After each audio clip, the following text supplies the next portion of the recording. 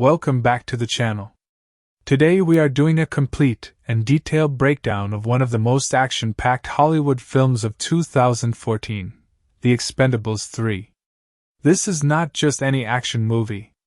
This is a film that brought together some of the biggest names in Hollywood action history under one roof, one story, and one explosive mission.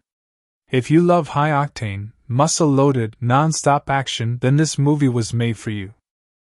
The Expendables 3 is a 2014 American action film directed by Patrick Hughes, with the screenplay written by Sylvester Stallone, Creighton Rothenberger, and Katrin Benedict, based on characters originally created by David Callahan. This film is the third installment in the Expendables franchise, following the massive success of the first two films. It was produced by Millennium Films and New Image, and distributed by Lionsgate, one of the biggest names in Hollywood film distribution.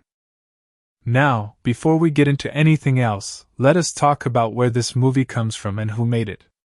This is an American production, but it was physically filmed in Eastern Europe, specifically Bulgaria and Romania, which gave the film a very raw, grounded, and gritty visual tone that matched the story perfectly. Principal photography took place on location in Bulgaria and at New Boiana Studios in Sofia. Additional filming was also carried out in Bucharest, Romania. That combination of real European locations and large studio facilities gave the film a scope and scale that felt genuinely cinematic and larger than life. The franchise itself was created to celebrate the golden era of action cinema. It was always meant to be a love letter to fans who grew up watching the legends of 80s and 90s Hollywood action movies.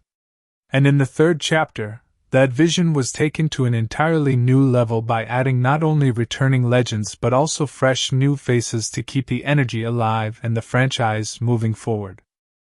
Plot details. Now let us get into the story. The plot of The Expendables 3 is more personal, more emotional, and more intense than anything the franchise had delivered before. This time, it is not just about completing a mission. It is about betrayal, survival, legacy, and the question of what it really means to be expendable. The story begins with Barney Ross, played by Sylvester Stallone, leading his team on a dangerous mission to extract a former Expendables member named Dr. Death, also known as Doc, who is being held in a military prison. Doc is a knives specialist and team medic who had been locked away for years. The team attacks the prison transport train from a helicopter, fights through heavy resistance, rescues Doc, and makes a dramatic escape. This opening sequence immediately sets the tone: brutal, fast, and completely unforgiving.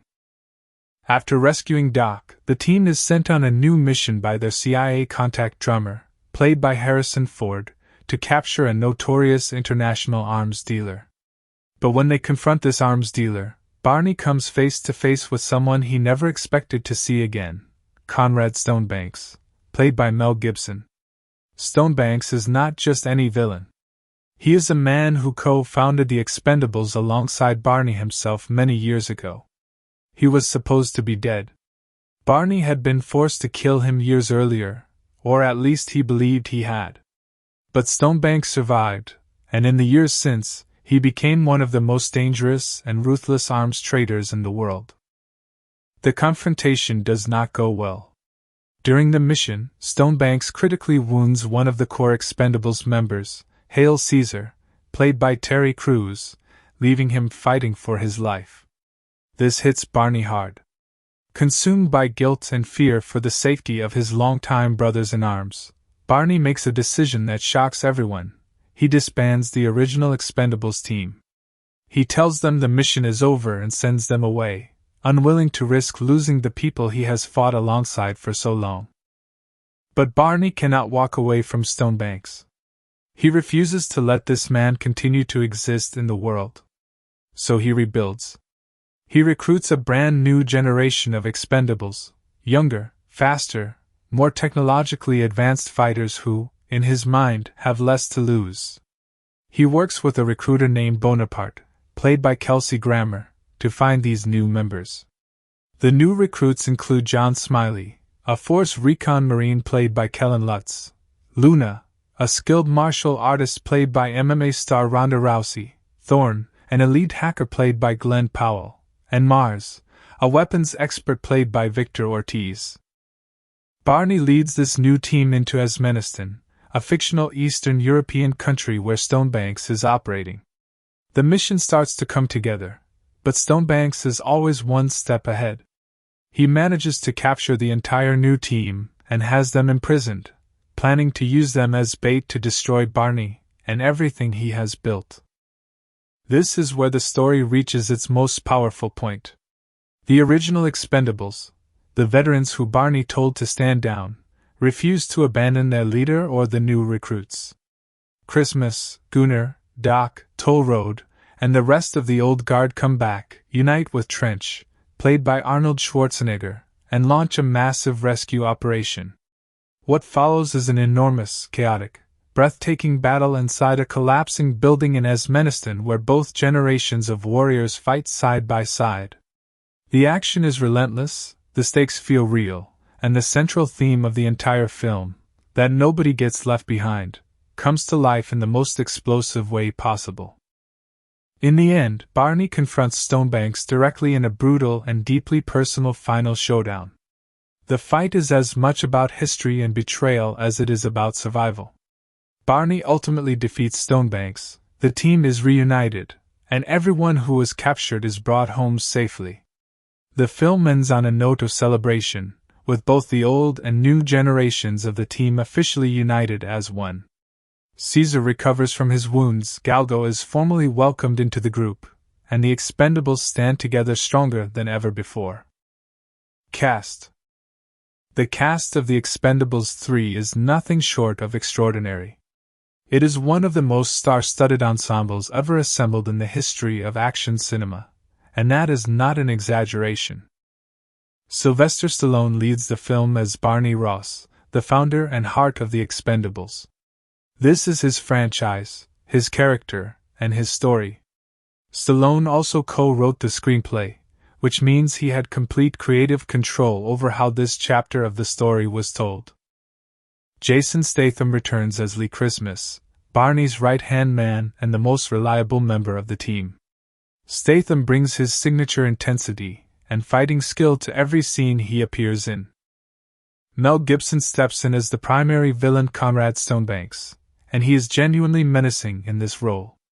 Gibson's natural charisma and screen presence make Stonebanks feel like a real, layered antagonist rather than just a generic bad guy. Harrison Ford joins the franchise as drummer, the CIA handler and tactical support contact for the team. Ford brings serious credibility to the role, and his scenes have real weight and authority.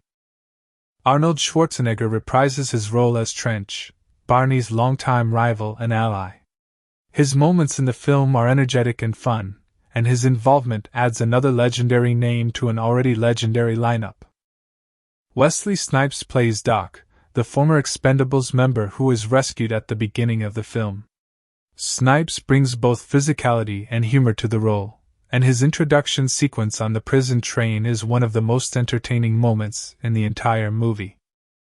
Antonio Banderas plays Galgo, a fast-talking, hyperactive mercenary who desperately wants to join the team. Banderas is widely considered to be one of the standout performances of the film, bringing genuine comic energy and heart to his character. Jet Li returns as Yin Yang, though his screen time is more limited in this installment.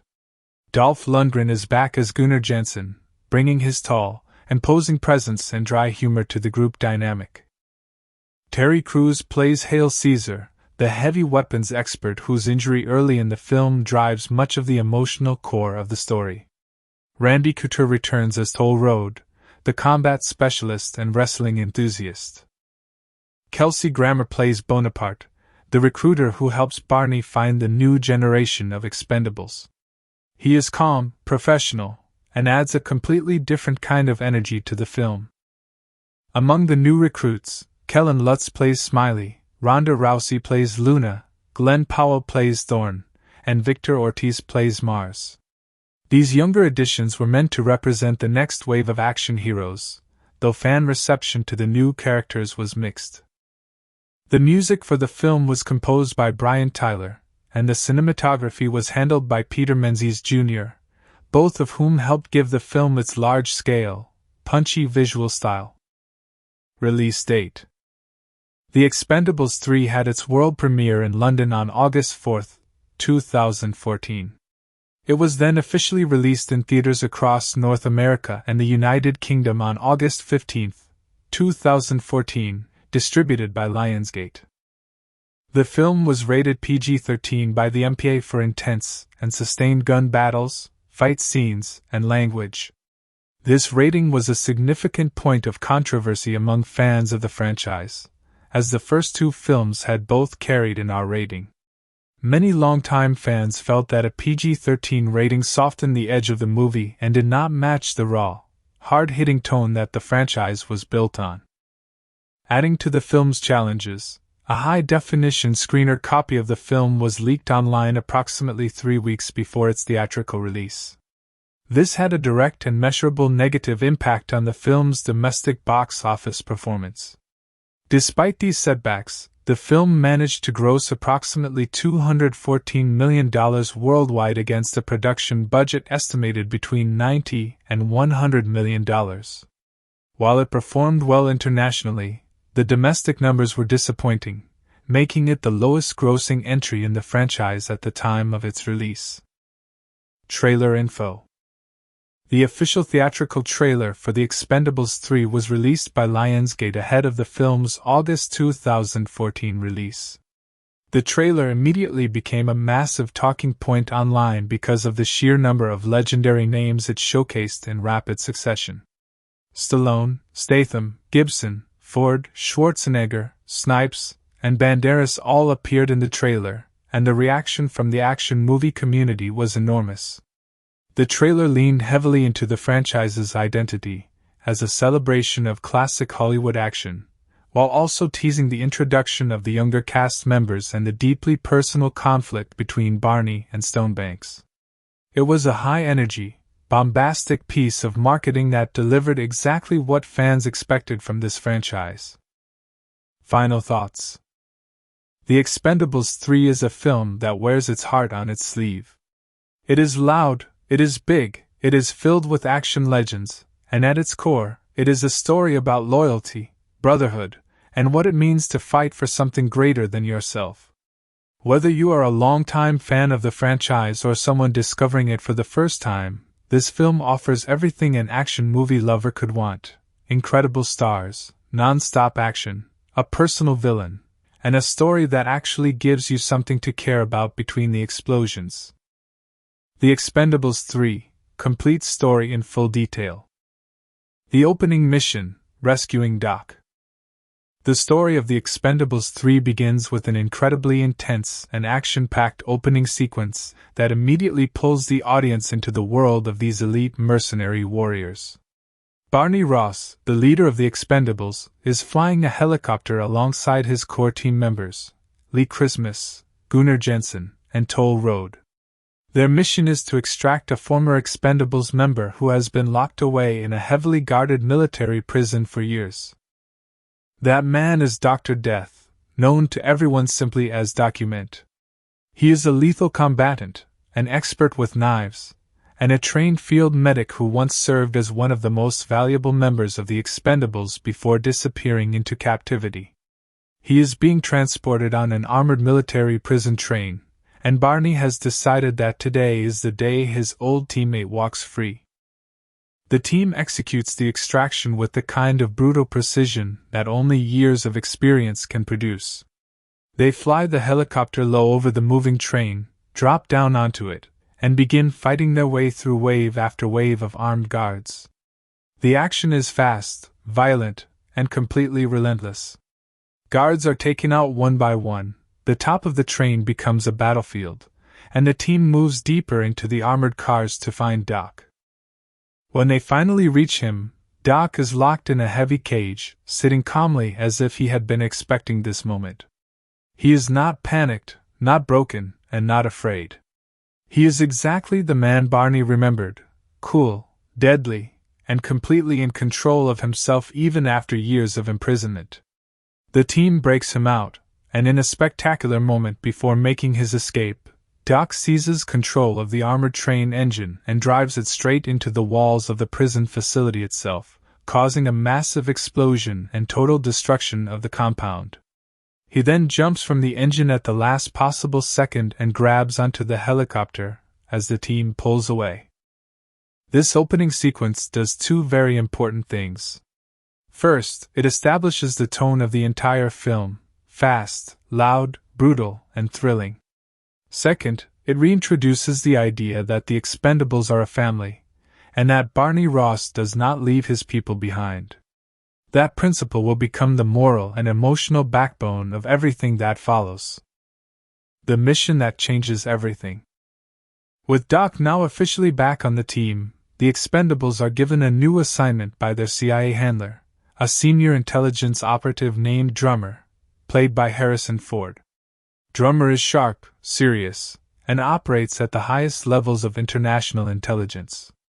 He briefs Barney on the target, an illegal arms shipment that is being facilitated by a dangerous weapons dealer operating in Somalia. The mission seems straightforward enough. Go in, stop the shipment, neutralize the threat, and come home. What Barney does not know, what nobody tells him, is exactly who is behind this operation. And when the Expendables arrive on the ground and move into position to execute their mission, Barney comes face to face with a sight that freezes him in a way that nothing else could. The man running this arms operation is Conrad Stonebanks. And Stonebanks is supposed to be dead. This moment is the true beginning of the film's story, because the history between Barney Ross and Conrad Stonebanks goes back further and deeper than anything else in the Expendables world. Years ago, long before the events of any of these films, Barney and Stonebanks co-founded the Expendables together. They built the team side by side. They were partners, brothers in arms, two men who shared the same vision of what a team of elite mercenaries could accomplish. But somewhere along the way, Stonebanks changed.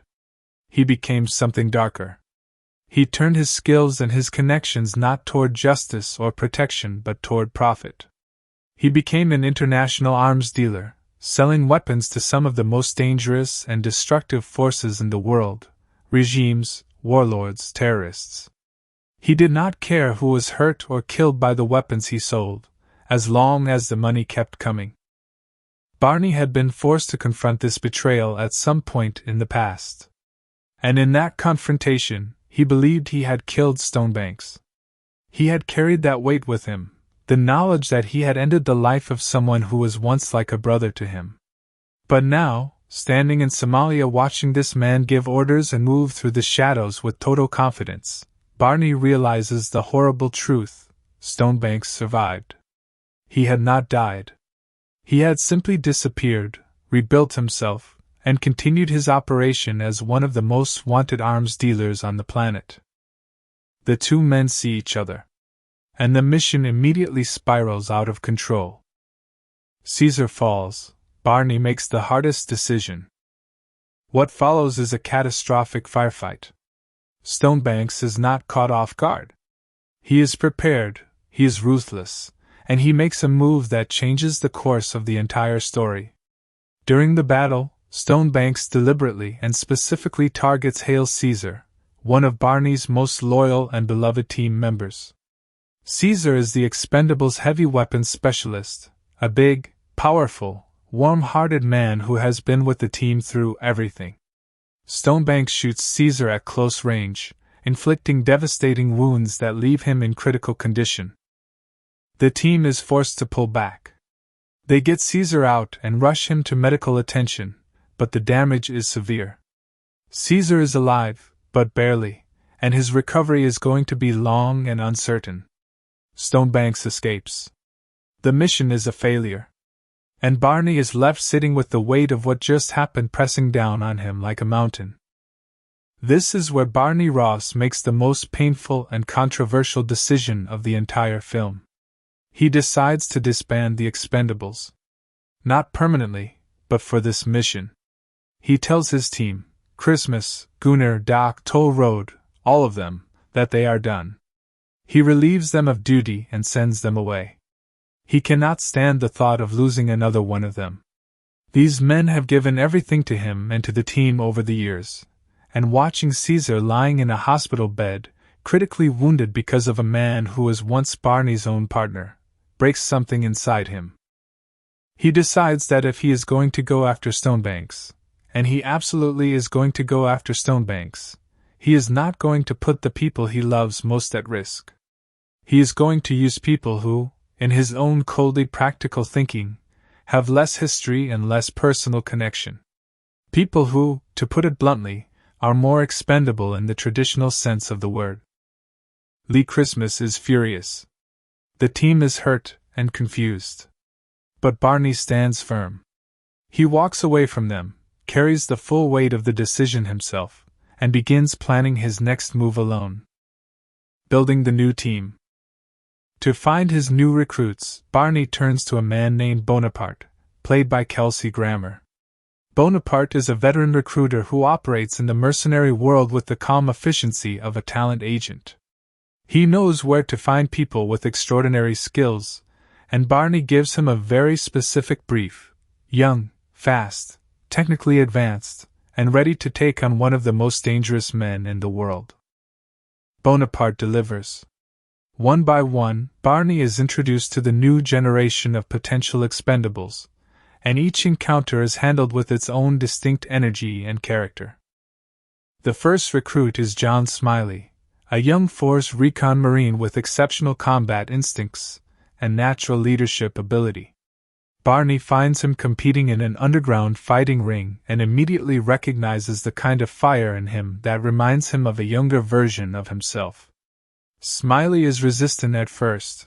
He does not know who Barney is, does not understand why this older man is approaching him, and has no reason to trust him. But Barney does not need Smiley to trust him yet. He just needs him to show up. The second recruit is Luna, a skilled martial artist who works as a combat instructor and fighter. She is sharp, disciplined, and completely unintimidated by anything or anyone. Barney watches her in action and sees exactly what he needs: someone who can hold her own in any close-quarters situation and who brings a level of skill and composure that most people twice her age would struggle to match. The third recruit is Thorne, a young tech genius and elite hacker. In the modern world of covert operations, having someone who can break into secure systems, track targets digitally, and provide real-time intelligence from behind a screen is just as valuable as having someone who can fight. Thorne represents the new era of warfare, where information is a weapon just as deadly as any gun. The fourth recruit is Mars, a weapons and explosives expert with formal military and DARPA training. He brings a technical precision to the team's firepower capability that complements the raw aggression of the other new members. Together, these four young operatives form the nucleus of Barney's new unit. They are talented, they are capable, and they are hungry. But they are also untested at this level. They have never faced anything like Conrad Stonebanks. And that gap in experience is going to matter enormously before this story is over. Tracking Stonebanks, the intelligence game. Before the team can move on Stonebanks directly, they need to find him. Drummer provides some intelligence, and the new team gets to work combining traditional fieldwork with Thorne's digital capabilities to track their targets' movements. This phase of the story establishes the dynamic between Barney and his new recruits. He is harder on them than he ever was on his old team. He pushes them, tests them, and maintains an emotional distance because the whole point of using them instead of his veterans is that he cannot afford to get attached. But even through the tactical exterior, the audience begins to sense that these young men and women have something real to offer, not just as fighters and specialists, but as people. There are moments of humor, moments of tension, and moments where Barney catches a glimpse of the kind of team they could eventually become. The intelligence work pays off. The team identifies that Stonebanks is going to be at a specific location, an art auction being held in Macau. This is where Stonebanks conducts some of his business dealings, moving through the upper-class social world as a cover for his arms trading network. The team moves to Macau and executes a precision operation to grab Stonebanks and bring him in alive. Drummer wants him captured, not killed. The International Criminal Court is waiting to put Stonebanks on trial for war crimes, and bringing him in alive is the objective. The operation in Macau is brilliantly executed. The team works together with a sharpness and coordination that surprises even Barney. They get to Stonebanks, they subdue him, and they begin the process of extracting him. For a moment, it actually looks like this is going to be clean and contained. Barney has his man. The mission is almost done. But Stonebanks has planned for this. Even in captivity, even with zip ties on his wrists, and the Expendables surrounding him, he is always thinking 10 steps ahead. He has positioned his own forces and has a contingency in place. What should have been a clean extraction turns into another violent confrontation, and while the team manages to hold together and maintain control of Stonebanks, the operation costs them. The complications pile up, and when they finally get Stonebanks secured for transport, the sense of relief is already fragile and unstable. The trap. The new team is captured. Everything changes again when the team moves into the fictional Eastern European state of Asmenistan to hand Stonebanks over to the authorities and complete the mission. This is where Stonebanks makes his definitive power play. He has allies everywhere. He has spent years building a network of contacts, soldiers, and resources across the world, and Asmenistan is deep within that network. In a stunning reversal, Stonebanks escapes custody. And in the chaos that follows, he turns the tables completely. Using his local forces and the advantages of terrain and preparation, Stonebanks orchestrates the capture of Barney's entire new team. Smiley, Luna Thorne, and Mars are taken prisoner. They are brought into the heart of Stonebanks' operation, held in a heavily fortified building, and Stonebanks makes it very clear what his plan is. He is not going to kill them immediately. That would be too simple. Instead, he is going to use them as bait. He wants Barney to come for them. He wants the chance to destroy Barney completely, not just physically, but psychologically. He wants Barney to watch the people he recruited, trained, and sent into battle die because of him. Stonebanks understands Barney's psychology better than almost anyone, because he helped shape it. He knows that Barney will come. He knows that Barney cannot walk away from people who are in danger because of his decisions. Barney, for his part, is in a desperate position. His new team is captured. His old team has been sent away. He is essentially alone, facing one of the most well-protected and dangerous men on the planet, in a foreign country where Stonebanks has home field advantage. The old guard comes back. But Barney forgot something. Or perhaps more accurately, he underestimated something. He underestimated the loyalty of the people he tried to protect by sending them away. Because the original Expendables never really left. Christmas, Schooner, Doc, Toll Road, they were hurt and angry when Barney dismissed them, but they were never going to abandon him. Not really. Not when it mattered. They have been watching from a distance, staying close, waiting. And when word reaches them that Barney's new team has been captured by Stonebanks, and that Barney himself is preparing to walk into an almost suicidal rescue attempt alone, they make their decision without hesitation. They are coming back. All of them. And they bring reinforcements. Trench, played by Arnold Schwarzenegger, who has always existed in a complicated push and pull relationship with Barney, sometimes rival, sometimes ally, always larger than life, shows up to join the operation.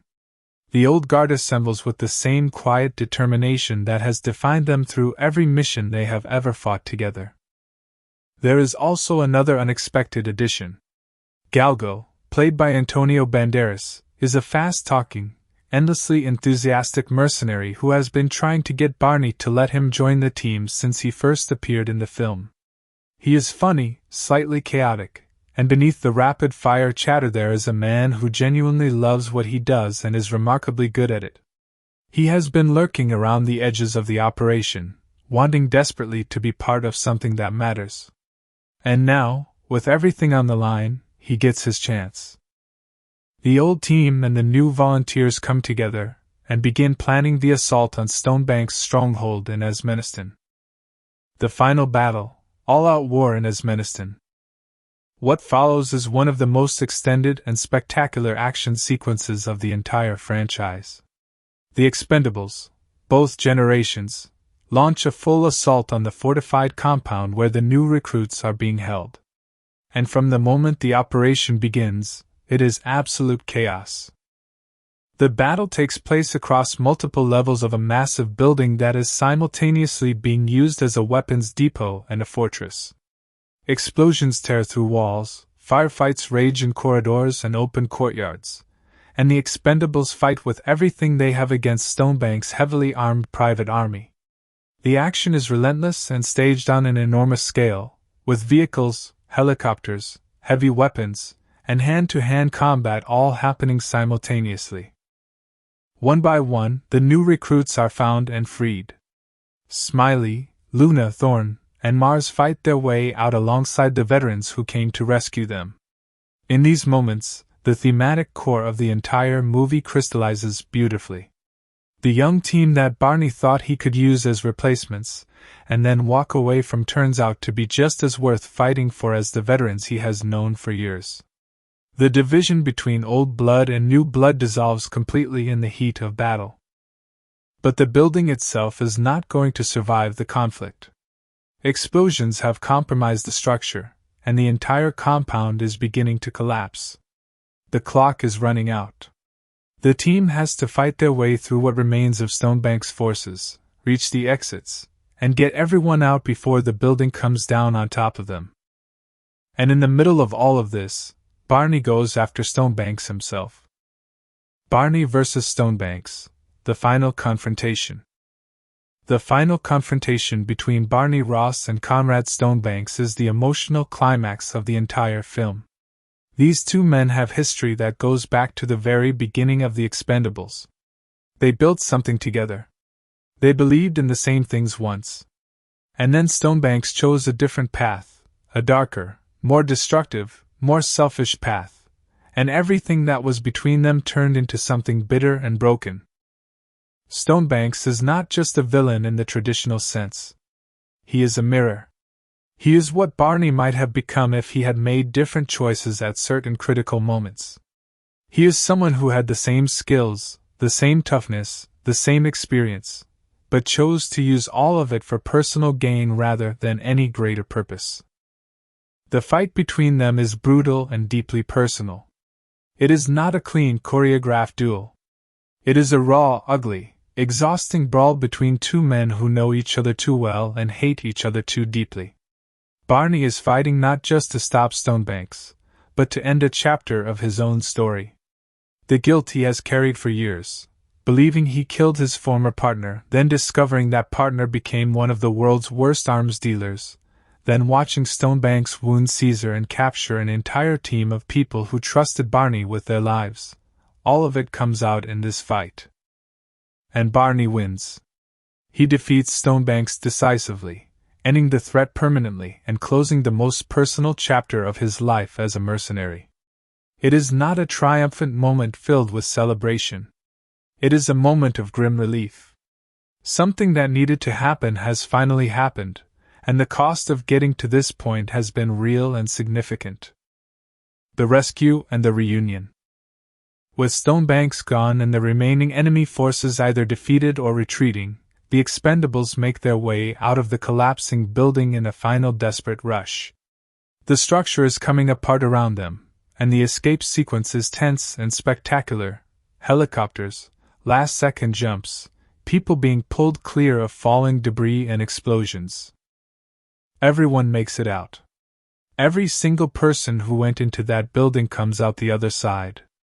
No one is left behind. That principle, which Barney stated almost as a personal code at the beginning of the film when he rescued Doc, holds true through the darkest and most dangerous mission the team has ever faced. Caesar, who has been recovering in a hospital throughout the film, is shown to be getting stronger.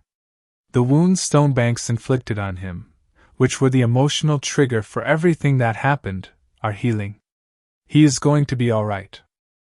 The ending, one team, two generations. The film closes on a note of genuine warmth and earned celebration. The Expendables, both the original veterans and the new recruits, gather together at their usual bar. The tension between old and new has been completely dissolved.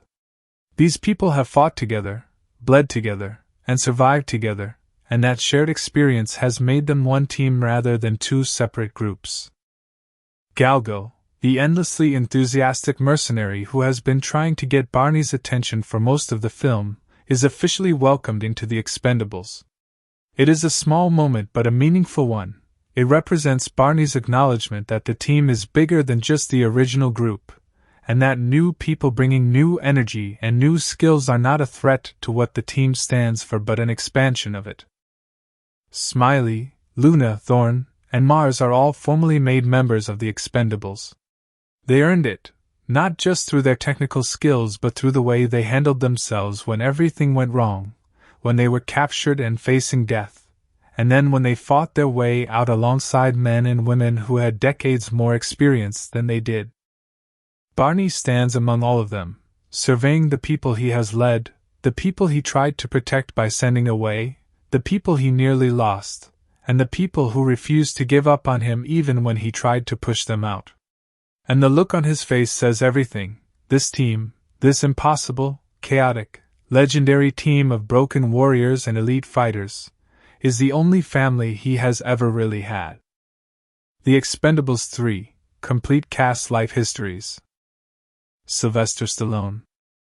Sylvester Enzio Stallone was born on July 6, 1946, in the Hell's Kitchen neighborhood of Manhattan, New York City. His birth was not without complication. During delivery, doctors used forceps incorrectly, which severed a nerve in the left side of his face and caused partial paralysis in his lower lip, chin, and part of his tongue. This is the reason for the distinctive slurred speech and drooping left side of his face that became one of his most recognizable physical traits throughout his career. What could have been seen purely as a medical misfortune became, in many ways, part of the unique presence that made Stallone unlike any other actor Hollywood had ever seen. His childhood was far from easy or stable. His parents, Frank Stallone Sr. and Jacqueline, had a turbulent and often violent marriage that eventually ended in divorce when Sylvester was still a young boy. He was shuffled between different living situations, spending time in foster care and with relatives, and struggled enormously in school. He was expelled from multiple schools throughout his early years, not because he lacked intelligence but because he was restless, difficult to manage, and deeply affected by the instability of his home life.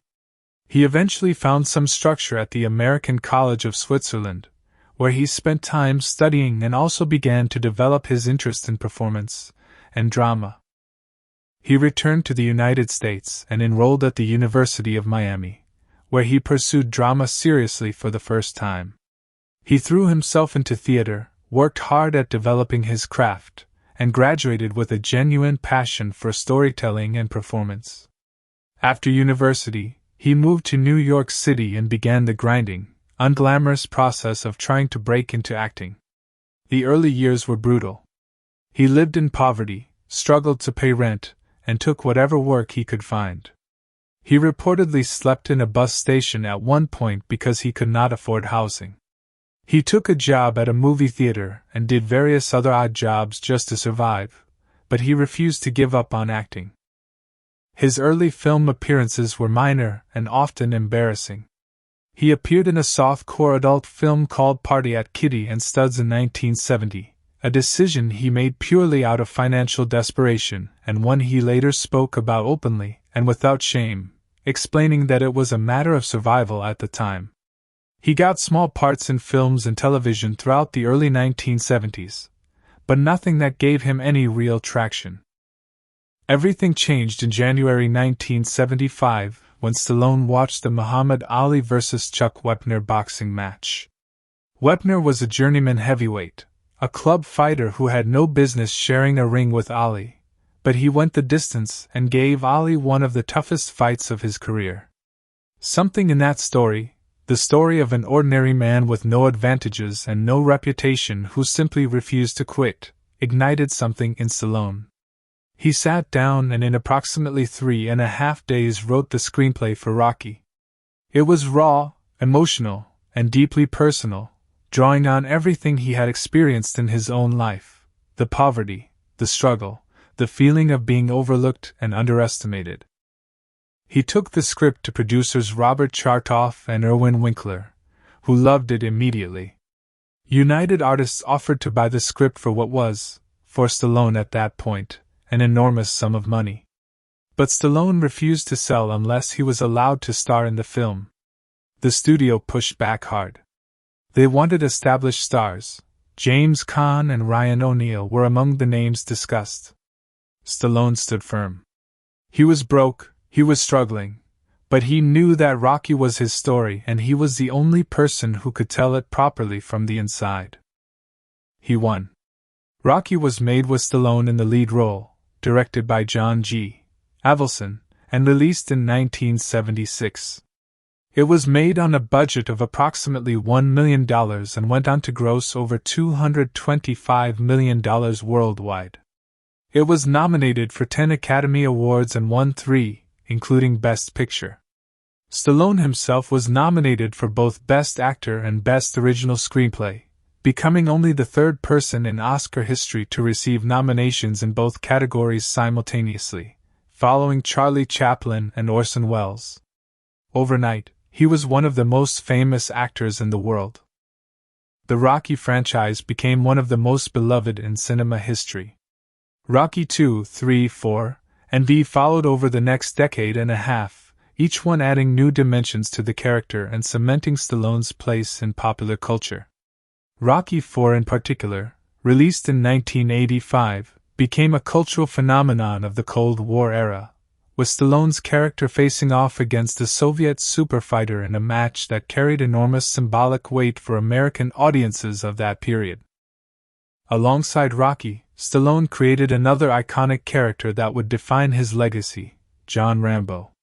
First Blood, released in 1982, introduced a Vietnam veteran struggling with PTSD and the inability to reintegrate into civilian life.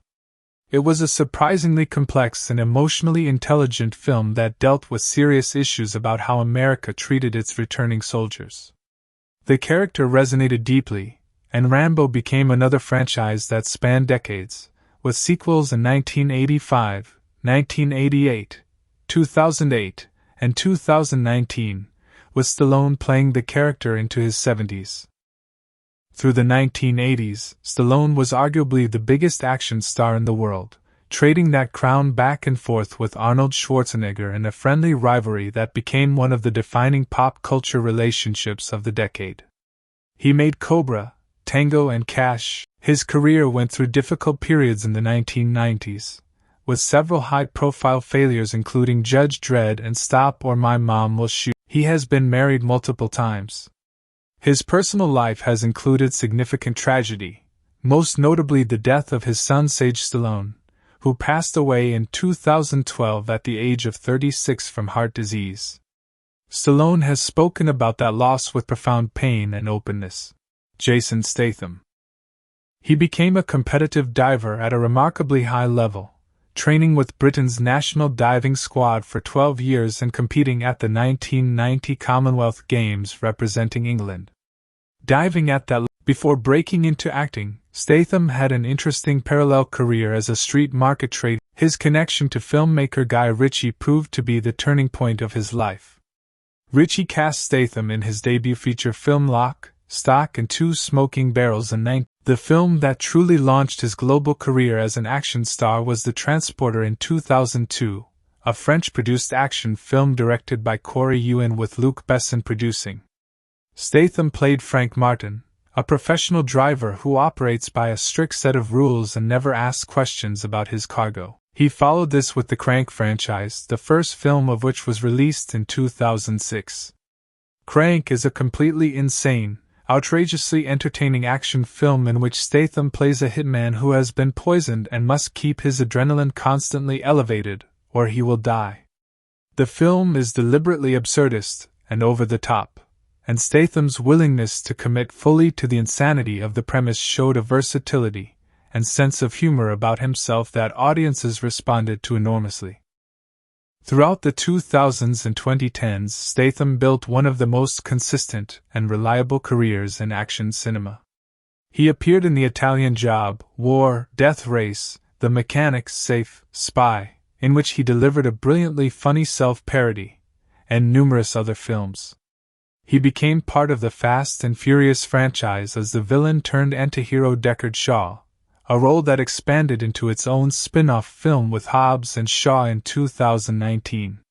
He also starred in the Meg franchise, playing a deep-sea rescue diver facing off against prehistoric megalodon sharks. What makes Statham unique among action stars of his generation is that he does almost all of his own stunts. His diving background gives him a body awareness and physical control that most people simply cannot match, and he has the martial arts training and conditioning to make his fight scenes look genuinely authentic rather than heavily edited and choreographed. Directors and stunt coordinators who have worked with him consistently describe him as one of the most capable and committed performers they have ever encountered. His personal life has been relatively private compared to many Hollywood stars. He has been in a long-term relationship with model and actress Mel Gibson. Malcolm Sil Gerard Gibson was born on January 3, 1956, in Peekskill, New York. His father, Hutton Gibson, was a deeply religious man of Irish descent who had very strong and unconventional views on religion and history. His mother, Anne, was Australian. Mel was the sixth of 11 children in a large, tightly knit Catholic family. When he was 12 years old, his father moved the entire family to Australia, partly to avoid the Vietnam War draft, and partly because of his growing up in Australia. Gibson attended St. Leo's Catholic College in Wahroonga, New South Wales, and then went on to study at the National Institute of Dramatic Art in Sydney, graduating in 1977. NIDA is one of the most prestigious performing arts schools in the Southern Hemisphere, and the training Gibson received there was rigorous and comprehensive, covering everything from classical theater to film performance.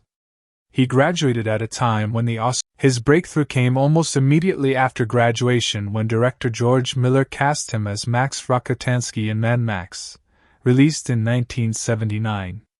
Mad Max was a low-budget Australian post-apocalyptic action film that became an. He then delivered what many consider the definitive performance of his career alongside Danny Glover in Lethal Weapon in 1987. He played Martin Riggs, a suicidal, reckless, brilliantly skilled LAPD detective who is partnered with the steady, family-oriented Roger Murtaugh. The chemistry between Gibson and Glover was electric and completely natural, and the film became a massive worldwide hit that spawned 3 sequels over the following decade. The Lethal Weapon franchise is one of the most beloved in action movie history, and Riggs remains one of the great action characters ever put on screen. Throughout the late 1980s and early 1990s, Gibson was one of the biggest stars in the world.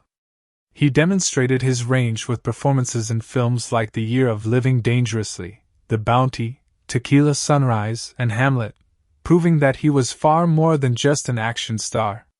He had genuine dramatic depth and classical training that allowed him to move between genres with ease. His directorial ambitions proved to be as impressive as his acting. He directed Braveheart in 1995, a sweeping historical epic about Scottish warrior William Wallace and his rebellion against English oppression. The film won 5 Academy Awards, including Best Picture and Best Director for Gibson, and became one of the most beloved historical epics of the decade.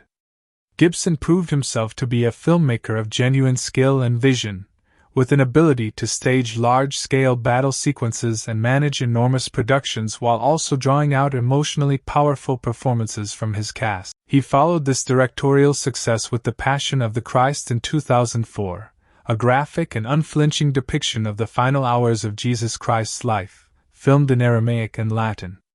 Despite his personal life became deeply complicated and public in the mid-2000s and early 2010s. A 2006 arrest for drunk driving led to a deeply offensive anti-Semitic outburst that was widely reported and caused enormous damage to his reputation and his standing in Hollywood.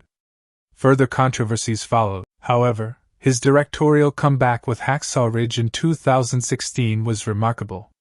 His appearance in The Expendables 3 as the villain Conrad Stonebanks represented a return to mainstream Hollywood visibility during a period when he was still very much in the process of rebuilding his public image and professional relationships. Gibson brought genuine menace and Harrison Ford.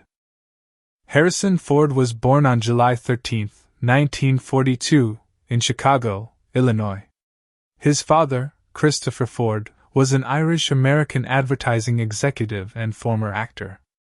His mother, Dorothy, was of Russian Jewish descent. He grew up in a middle-class household in the suburbs of Chicago and attended Maine Township High School East before going on to Ripon College in Wisconsin, where he studied philosophy and English but never completed his degree. He was drawn, after leaving college without graduating, he drove to Los Angeles with his young wife and pursued acting in a modest and somewhat unfocused way. He signed with Columbia Pictures training program and got small parts in television and film throughout the mid-1960s, playing minor roles that paid little and led nowhere particularly exciting. He appeared briefly in Dead Heat on a Merry-Go-Round in 1966 and in a handful of television series, but the parts were small and forgettable. By the late 1960s, increasingly frustrated with the lack of progress and needing to support his growing family, Ford made a practical decision that would indirectly change everything. He became a carpenter. He was a skilled craftsman and built a solid reputation as a carpenter in Los Angeles, working for various clients including entertainment industry professionals. It was while he was doing carpentry work at the offices of producer Fred Roos that he first encountered George Lucas, who was casting his new film American Graffiti. Ford was brought in to read lines with. The transformation came in 1977 when George Lucas chose Ford to play Han Solo in Star Wars. Ford had actually auditioned for the role alongside dozens of others and was reportedly not considered a frontrunner, but something in his read of the character, the cocky, self-interested, fundamentally decent space pirate, clicked in a way that nothing else did. Star Wars became the highest-grossing film in history at the time of its release, and completely changed the landscape of popular cinema. Han Solo became one of the most beloved fictional characters of the 20th century, and Ford's portrayal of him, the raised eyebrow, he reprised the role in The Empire Strikes Back in 1980 and Return of the Jedi in 1983, but in between, he had already demonstrated that Han Solo was not the limit of his capabilities. Steven Spielberg and George Lucas collaborated to create the Indiana Jones franchise, with Ford playing the iconic archaeologist-adventurer Dr. Henry Jones Jr. Raiders of the Lost Ark in Blade Runner in 1982 showed yet another dimension of Ford's abilities. Playing Rick Deckard, a world-weary detective in a dystopian future Los Angeles hired to hunt down and retire rogue androids, Ford delivered a moody, internal, and genuinely haunting performance in one of the most visually and philosophically ambitious science fiction films ever made. The film struggled commercially upon initial release but has since been reassessed as one of the greatest films in cinema history, and the 2017 sequel Blade Runner 2049 brought Ford back to the role to enormous acclaim. Ford also demonstrated real dramatic range in films like Witness in 1985, for which he received an Academy Award nomination for Best. In his personal life, Ford has been married 3 times, with his most well-known marriage being to screenwriter Melissa Matheson, and his most recent and current marriage being to actress Callista Flockhart, whom he met in 2002.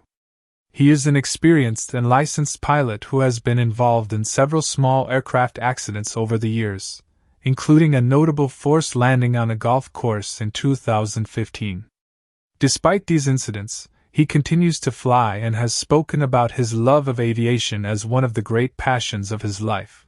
He returned as Han Solo in Star Wars: The Force Awakens in 2015, reprising the role for a new generation of audiences and delivering an emotionally powerful performance in a film that was seen by hundreds of millions of people worldwide. His career now spans more than 5 decades of genuinely iconic work, and he remains one of the most beloved actors in Hollywood history. Arnold Schwarzenegger. Arnold Alois Schwarzenegger was born on July 30, 1947, in the small Austrian village of Thal, near Graz. His father, Gustav Schwarzenegger, was a local police chief and a harsh, demanding man who had been a member of the Nazi Party during World War II, though Arnold has consistently maintained that his father was not an ideologically committed member.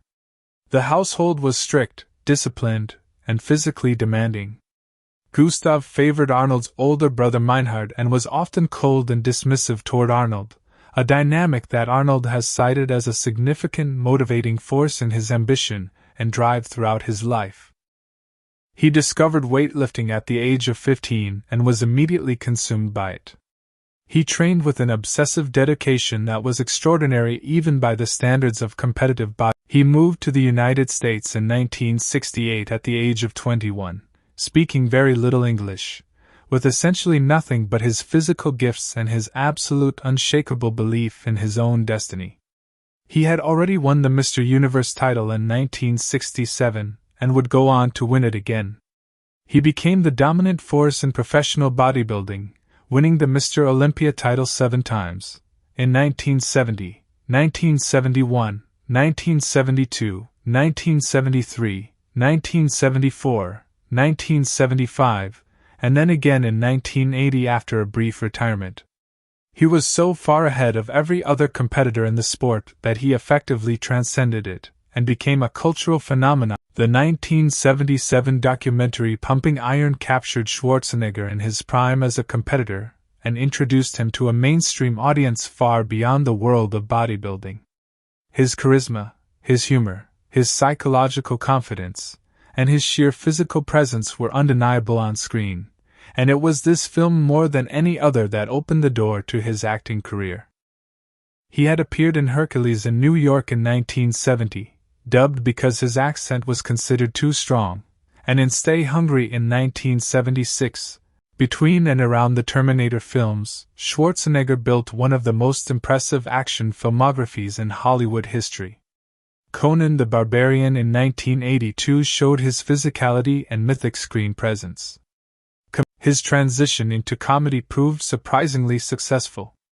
Twins in 1988 paired him with Danny DeVito in a high-concept comedy about mismatched brothers, and Kindergarten Cop in 1990 cast him as a police officer who goes undercover as a kindergarten teacher. Both films were enormous box office hits and demonstrated that Schwarzenegger had genuine comedic instincts and a willingness to be self-deprecating about his own image. He entered politics and in 2003, running as a Republican candidate, was elected governor of California in a recall election, defeating the incumbent Gray Davis. His governorship lasted from 2003 to 2011 and was marked by efforts on climate change legislation that were considered forward-thinking for a Republican administration. He was re-elected in 2006 and served 2 full terms before returning to entertainment. His personal life included a long marriage to Maria Shriver, a member of the Kennedy family, which ended in public scandal when it emerged that he had fathered a child with the family's housekeeper. He returned to the Terminator franchise in Terminator Genisys in 2015 and Terminator: Dark Fate in 2019, and has continued working as both an actor and a cultural commentator, using his social media platforms to speak on issues of climate change, political partisanship, and personal motivation with a directness and genuine conviction that has earned him a new generation of admirers. Wesley Snipes. Wesley Trent Snipes was born on July 31, 1962, in Orlando, Florida. His father worked as an aircraft engineer and his mother was a teacher's aide, and he grew up in a household that valued education and discipline. When he was 12 years old, the family moved to the South Bronx in New York City, and this transition from Florida to one of the toughest urban neighborhoods in America had a profound effect on the young Wesley. He encountered street life, violence, and the kind of social pressures that shaped many young men in the South Bronx of the 1970s, but he also discovered performing arts.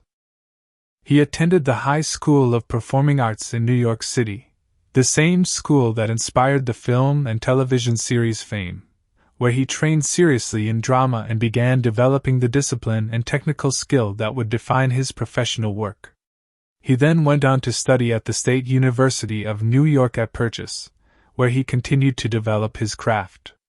From the very beginning of his training, Snipes displayed an exceptional range and a physical intensity that set him apart from his peers.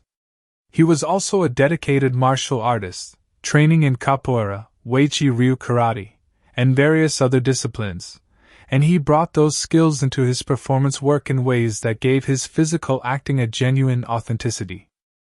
His film career began in earnest with a significant supporting role in Michael Jackson's Bad short film in 1987, directed by Martin Scorsese, in which he played the leader of a street gang who confronts Jackson's character.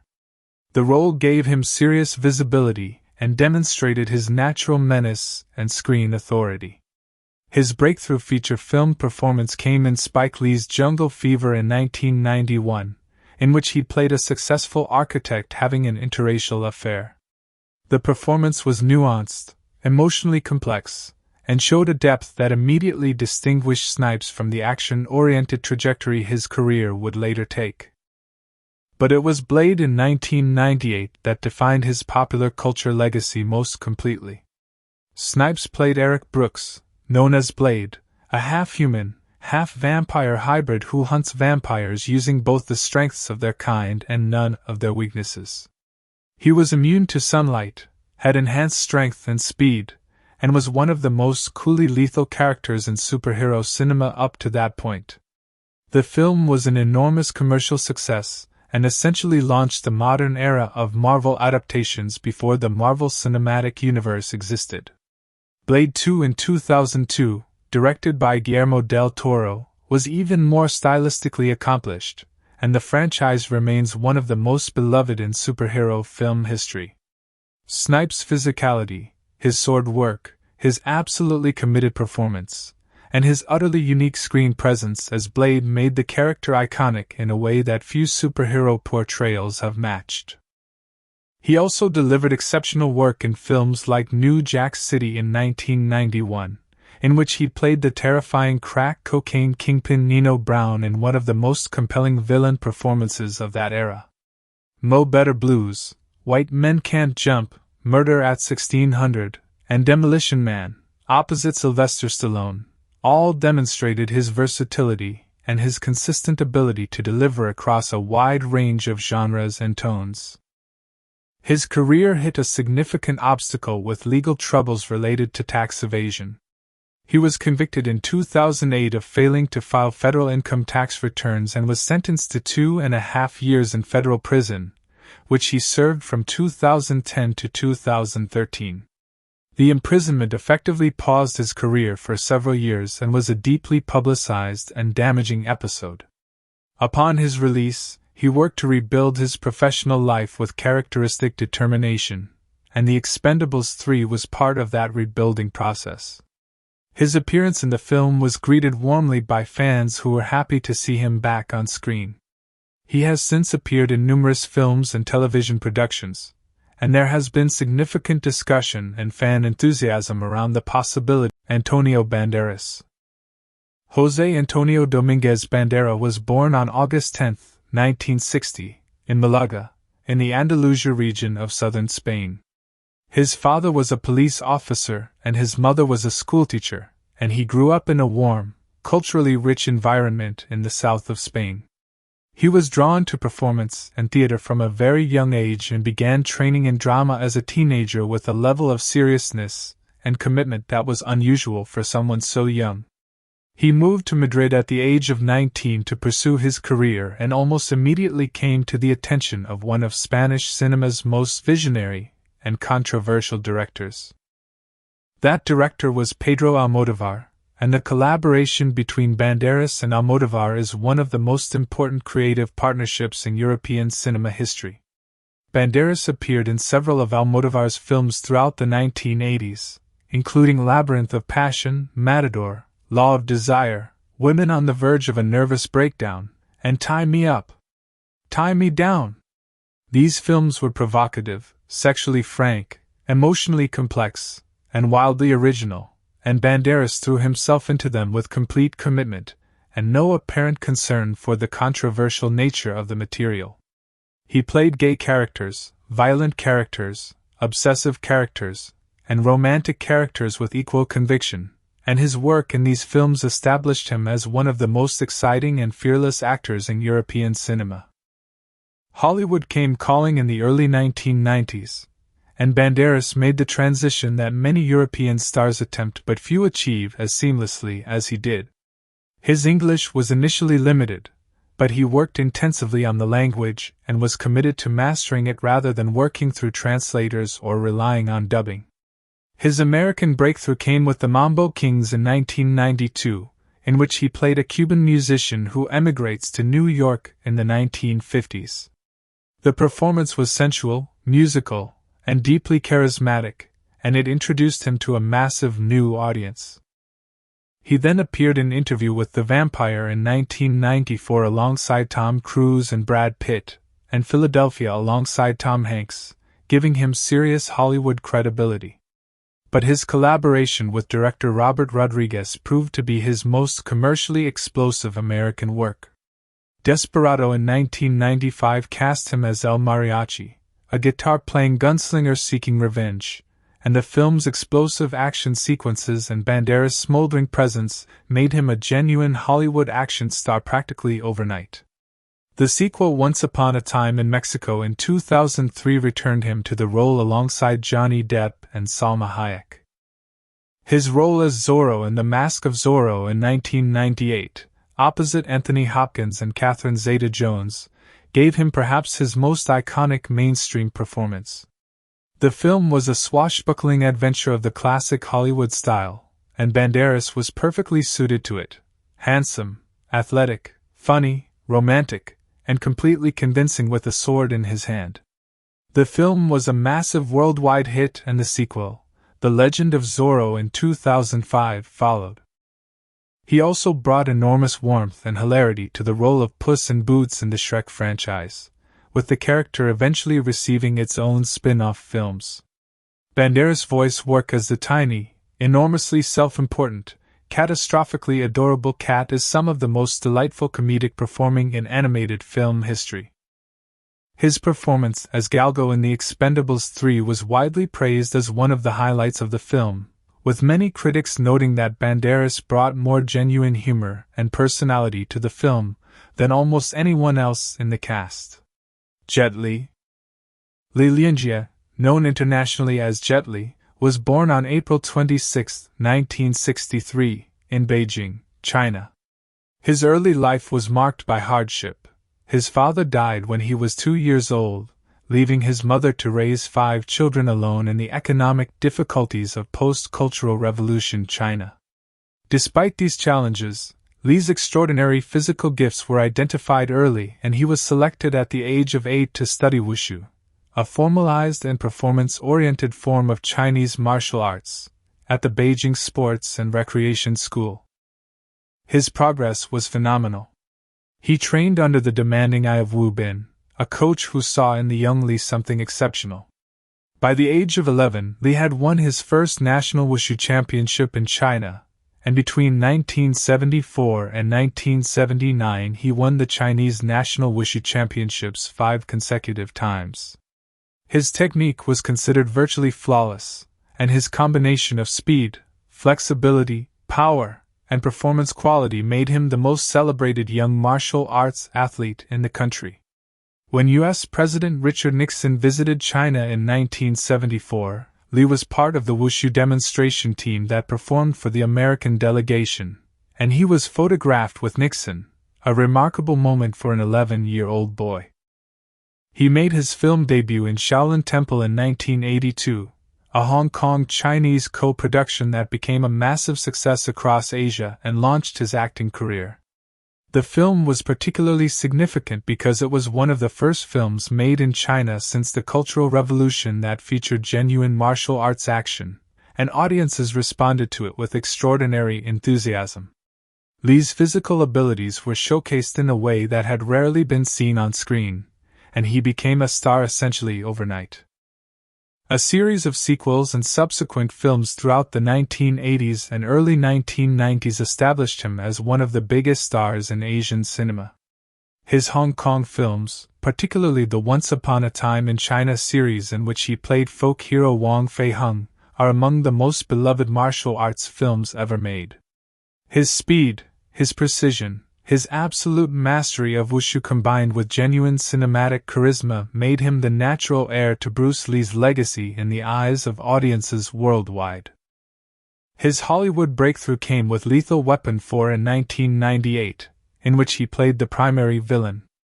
Despite limited English dialogue, Lee's screen presence and physical performance were so impressive that he immediately attracted serious interest from American studios. He went on to star in Romeo Must Die in 2000, Kiss of the Dragon in 2001, The One in 2001, and Unleashed in 2005, steadily building an American audience for his unique combination of physical virtuosity and genuine screen charisma. He also starred in Hero in 2002, directed by Zhang Yimou, one of the most visually stunning martial arts films ever made, which received an Academy Award nomination for Best Foreign Language Film. Jet Li has been open about his health challenges in recent years.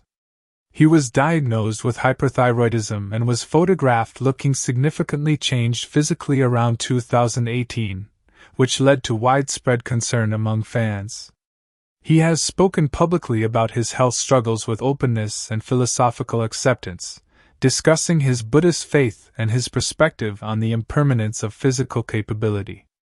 He retired from action films and has focused on his family, his charitable foundation, and his spiritual practice. His legacy in martial arts cinema is unassailable, and he is widely considered one of the greatest martial arts performers in the history of film. Dolph Lundgren. Hans Lundgren, known professionally as Dolph Lundgren, was born on November 3, 1957, in Stockholm, Sweden. His early life was difficult and emotionally painful in ways that are not always visible in the imposing physical presence he projects on screen. His father was a civil engineer and government employee who was distant, cold, and at times physically abusive toward the young Dolph. His parents eventually divorced, and Lundgren grew up navigating a difficult family environment, while simultaneously excelling academically and athletically in ways that were genuinely extraordinary. He is, by any measure, one of the most academically accomplished action stars in Hollywood history. He holds a degree in chemistry from Stockholm's Royal Institute of Technology and studied chemical engineering at Washington State University on a Fulbright scholarship. He was accepted to MIT for a master's program in chemical engineering, a program he ultimately did not complete because he became successful as a model and then as an actor.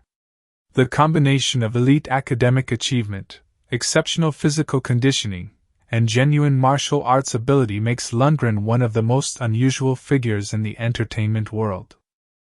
His martial arts career was as serious as his academic one.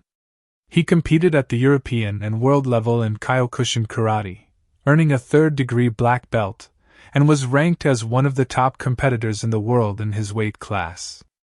His combination of size, strength, and technical martial arts skill made him essentially unique in competitive fighting circles.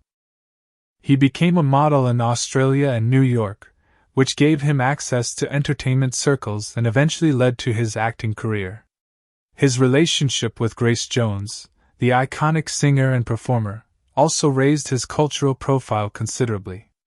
And then he was cast opposite Sylvester Stallone in Rocky IV in 1985 as Ivan Drago, the Soviet super fighter who kills Apollo Creed in the ring and becomes Rocky's ultimate opponent. Lundgren was physically perfect for the role, enormous, cold, seemingly invincible, and his presence in the film was so powerful that Ivan Drago became one of the most memorable villains in action movie history. The line, "If he dies, he dies," delivered with Lundgren's flat, mechanical effect, became one of the most quoted movie lines of the 1980s. He followed this with the lead role in Masters of the Universe in 1987, playing He-Man, and then became one of the main action stars of the direct-to-video market through the 1990s and 2000s, appearing in dozens of action films that found huge audiences internationally even when they bypassed theatrical release in major markets. He continued working consistently, and his involvement in the Expendables franchise gave him renewed mainstream visibility and introduced him to a new generation of action movie fans. He has spoken openly in recent years about his own health challenges, including a cancer diagnosis, approaching these difficulties with remarkable resilience and transparency. Terry Crews. Terry Allen Crews was born on July 30, 1968, in Flint, Michigan. Flint is a city that has faced enormous economic and social challenges throughout its history, and growing up there shaped Crews in fundamental ways. His father was an alcoholic whose behavior created significant trauma and instability in the family household, and Crews has spoken with extraordinary openness and vulnerability about the lasting impact of that difficult childhood on his own psychology, his relationships, and his understanding of masculinity. He was an exceptional athlete from an early age and earned an art scholarship to the Interlochen Center for the Arts in Michigan, where he developed his drawing and painting abilities alongside his athletic development.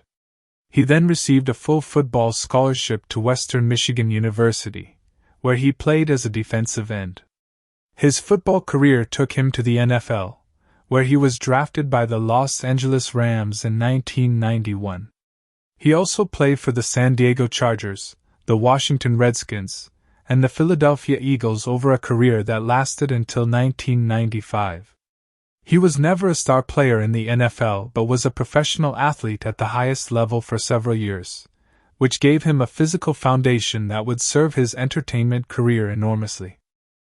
After retiring from football, he pursued his artistic and entertainment interests, working in art and design while also pursuing television and film opportunities.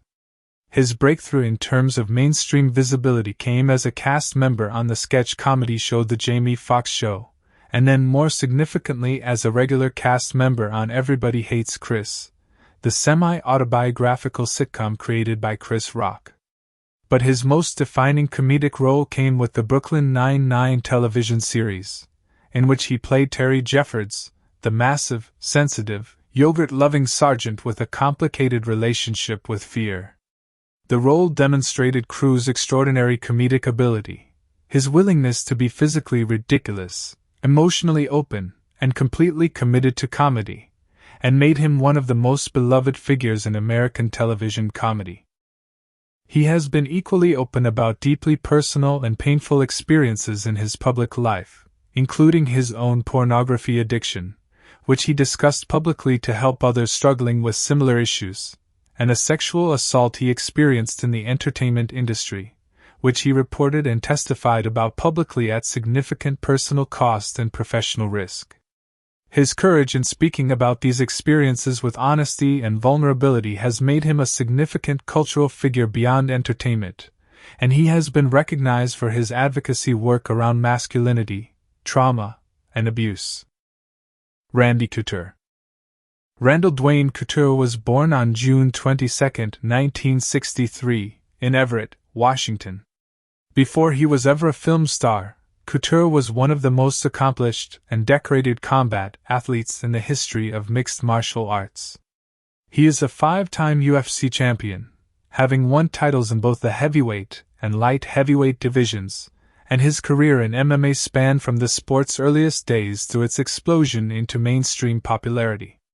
He competed at the elite level well into his 40s, defeating fighters significantly younger than him through a combination of superior wrestling technique, extraordinary conditioning, and the kind of mental toughness that only years of elite competition can produce.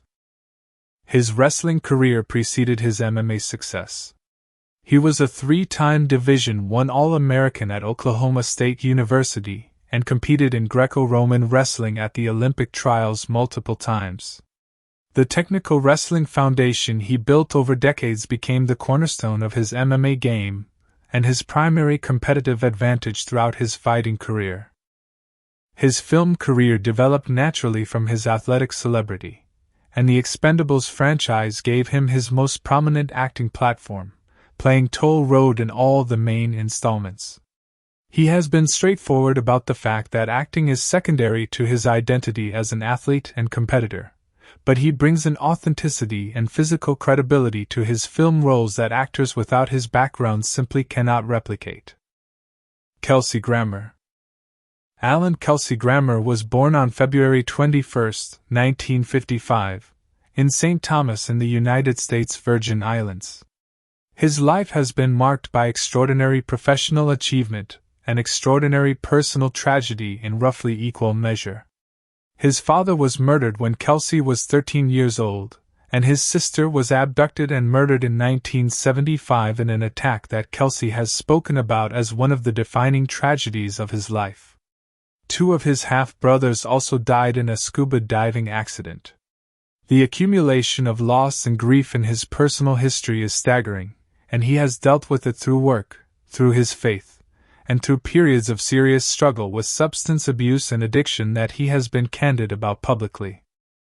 He trained at the Juilliard School, one of the most prestigious performing arts conservatories in the world, and the classical training he received there gave him a technical foundation in acting that underpins everything he has done professionally. He became one of the most celebrated television actors in American history through his portrayal of Dr. Fraser Crane, first on Cheers, where he appeared as a recurring and then regular character for 11 seasons, and then in the spin-off Frasier, which ran for 11 additional seasons and made Grammer one of the longest-running characters in American television history. He won 4 Emmy Awards, 4 Golden Globe Awards, and a Screen Actors Guild Award for the role, making him one of the most decorated television actors of his era. His appearance as Bonaparte in The Expendables 3 was a piece of fun, self-aware casting that used his natural authority and distinctive voice to excellent effect in a role that required exactly the kind of smooth, professional confidence that Grammer projects effortlessly.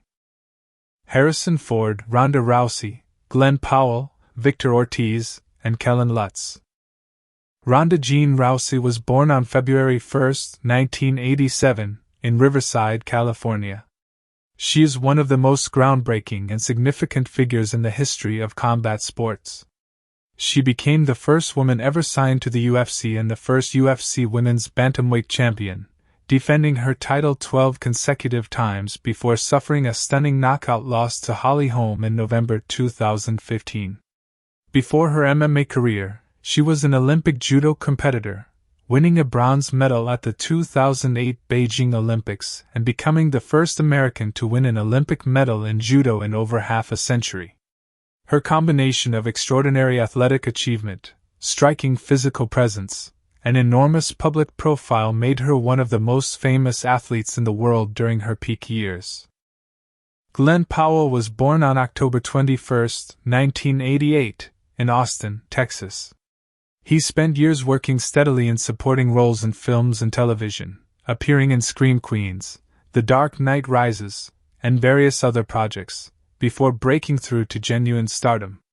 His performance in Top Gun: Maverick in 2022, playing the arrogant and competitive Hangman, introduced him to a massive global audience and positioned him as one of Hollywood's most exciting emerging leading men. He followed this with the lead role in Anyone But You in 2023 and has rapidly become one of the most sought-after actors of his generation. His role as Thorne in The Expendables 3 was an early credit on a career that has since reached remarkable heights. Victor Ortiz was born on January 31, 1987, in Garden City, Kansas. He is a professional boxer who held the WBC welterweight championship and had a professional record that included high-profile fights against Floyd Mayweather Jr. His acting role as Mars in The Expendables 3 was one of his most significant film appearances. Kellen Lutz was born on March 15, 1985, in Dickinson, North Dakota, and became famous primarily through his role as Emmett Cullen in the Twilight Saga film series, which ran from 2008 to 2012 and made him a major figure in young adult entertainment culture worldwide. And there you have the complete life histories of every major actor who appeared in The Expendables 3, a cast that represents decades of cinematic achievement, athletic excellence, personal struggle, and the kind of resilience that makes for truly compelling human stories, both on and off the screen. The Expendables 3, budget, making of, and funny scenes on set. The budget. How much it cost to make this film. Making The Expendables 3 was not a small undertaking in any sense of the word. When you gather some of the most famous, most celebrated, and most historically significant action stars in Hollywood history into one production, every single aspect of bringing that film to life becomes expensive, complicated, and logistically demanding in ways that most productions simply never have to deal with. The budget for The Expendables 3 is estimated to have been between $90 and $100 million, with most industry analysts settling on approximately $95 million as the most reliable figure. This placed it firmly in what the industry classifies as a mid to large budget production, not quite in the territory of a $200 million superhero blockbuster, but well above the range of a standard action film, and significantly weighted toward the upper end of what studios typically spend on ensemble action productions. The single largest cost driver in the entire production was, without any question, the talent. This film assembled an absolutely extraordinary collection of names, and each one of those names came with a price tag that reflected their individual status and market value in Hollywood. Sylvester Stallone, as the creator, writer, producer, and star of the franchise, naturally commanded the most significant portion of the above-the-line budget. He was not just an actor for hire on this film, he was the creative engine behind the entire franchise, and his compensation reflected the full scope of that involvement. Jason Statham, as the co-lead and the second most prominent character in the series, also received a substantial salary that reflected his position as one of the most bankable action stars working in global cinema during that period. The salary controversy that became one of the most talked about stories surrounding the production involved Bruce Willis. Willis had appeared in the first two Expendables films as Mr. Church, the CIA operative who assigns missions to Barney Ross and his team. His appearances had been relatively brief but financially significant. For the third film, Willis was originally set to reprise his role and had agreed to work for $3 million, which broke down to approximately $750,000 per day for 4 days of shooting. That is already an extraordinary sum of money for a relatively small amount of screen time, but it is the kind of fee that a star of Willis's stature commands in Hollywood, and the producers had agreed to it. Then, without warning or apparent provocation, Willis came back to the production with a new demand. He wanted $1 million per day instead of $750,000. This represented an increase of $250,000 per day, which over 4 days of shooting totaled an additional $1 million on top of what had already been agreed. Stallone and the producers refused. The negotiation broke down completely and rapidly, and Willis was dropped from the film entirely. The speed with which Stallone moved after this decision is remarkable. Within just 36 hours of Willis being removed from the project, Stallone had reached out to Harrison Ford and Ford had agreed to take the part. Ford stepped into the film not as the same character but as a new character, a senior CIA operative named Drummer, and the transition was handled so effectively that most casual viewers watching the finished film would have no idea there had ever been a different plan in place. The public fallout from the Willis situation was sharp and immediate. Stallone took to social media and without naming Willis directly posted the phrase, "Greedy and lazy, a sure formula for career failure." The meaning was unmistakable.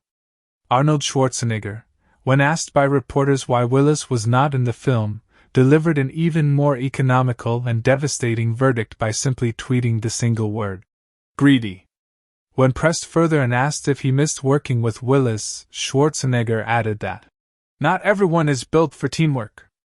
Crew members who had worked on both previous films and on this third installment reported that the atmosphere on set during the production of The Expendables 3 was substantially lighter and more positive without Willis present, which is itself a revealing detail about the dynamics that had existed on the previous shoots. Harrison Ford, by contrast, was by all accounts an immediate and positive presence on the production. He arrived at New Buena Studios in Sofia, Bulgaria, on the very first day of principal photography and was photographed by Schwarzenegger wearing aviator sunglasses with a cigar in his hand, posing with Ford and director Patrick Hughes. Schwarzenegger posted the photo to his social media with the caption describing it as a fantastic first day and expressing how great it was to work with Harrison and their director.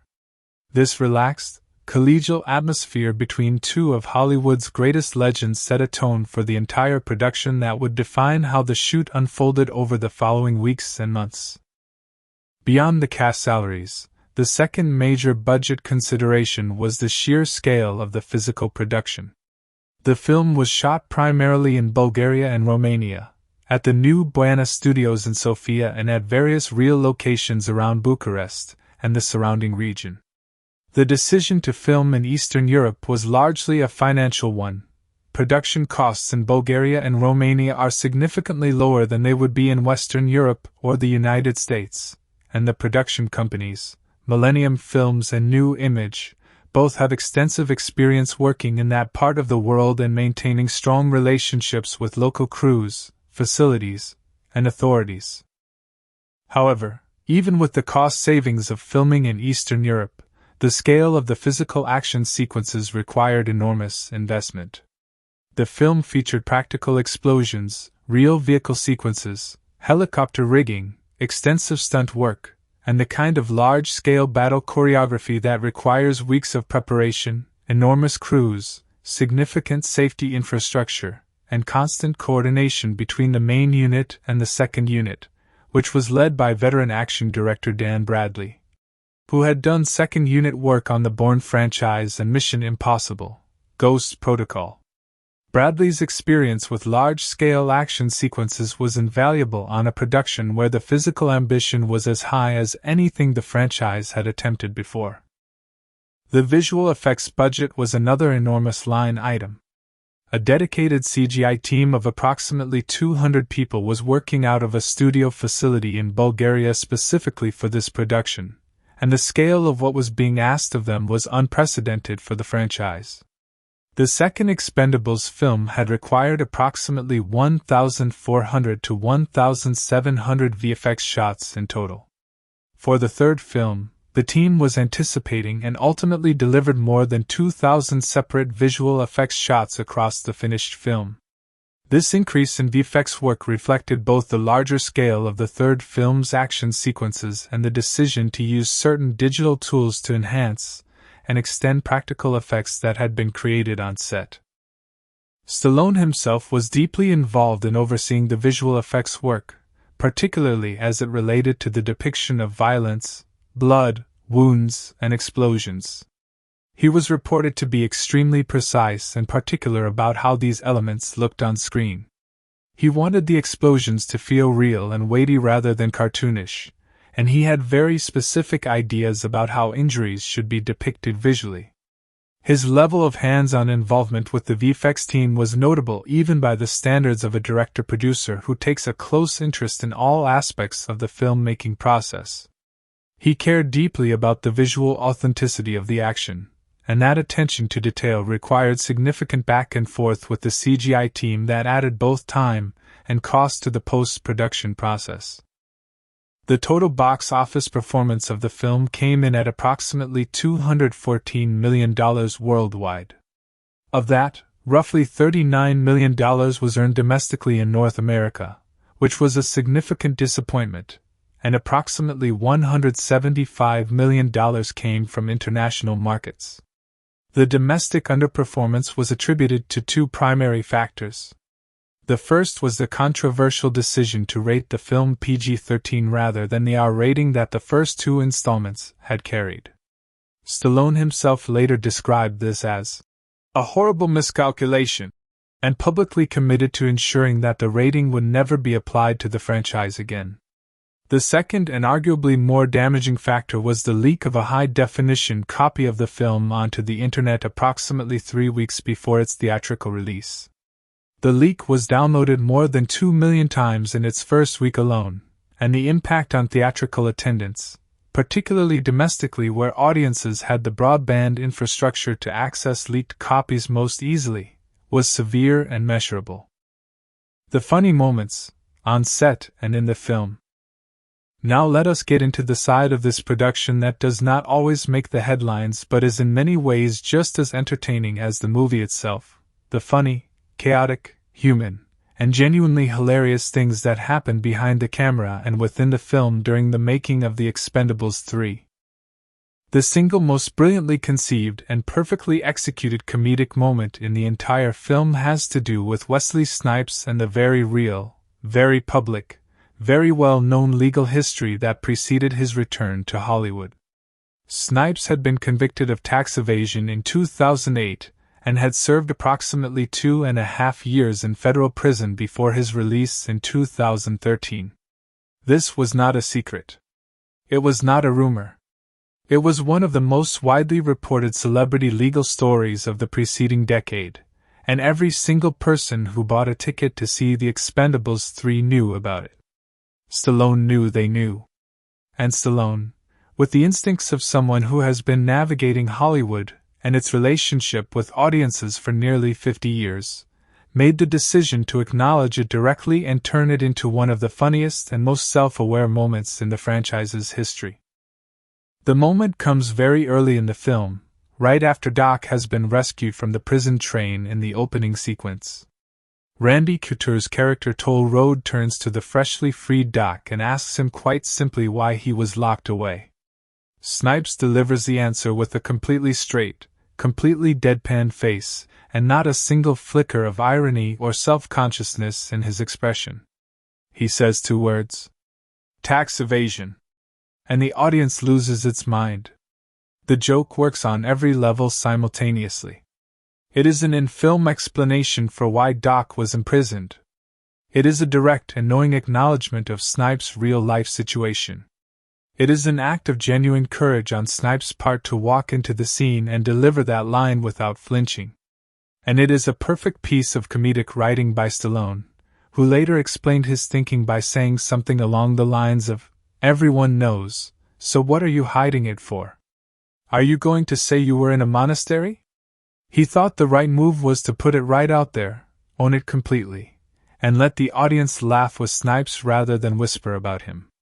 It was the right call, and it set up Snipes' entire performance in the film on the most disarming possible note. Behind the scenes, there was another extraordinary moment involving the departure of Bruce Willis that produced perhaps the funniest public interaction between two Hollywood legends in recent memory. When Schwarzenegger was asked by a journalist why Bruce Willis was not in the film, he did not give a diplomatic or carefully worded industry standard non-answer. He did not say that schedules had not aligned or that creative directions had diverged. He opened Twitter and typed one word. One single word. Greedy. Posted it. Done. The simplicity and the absolute finality of that response, delivered in the bluntest possible terms by a man who has spent decades navigating Hollywood with a combination of charm and iron will, made headlines around the world.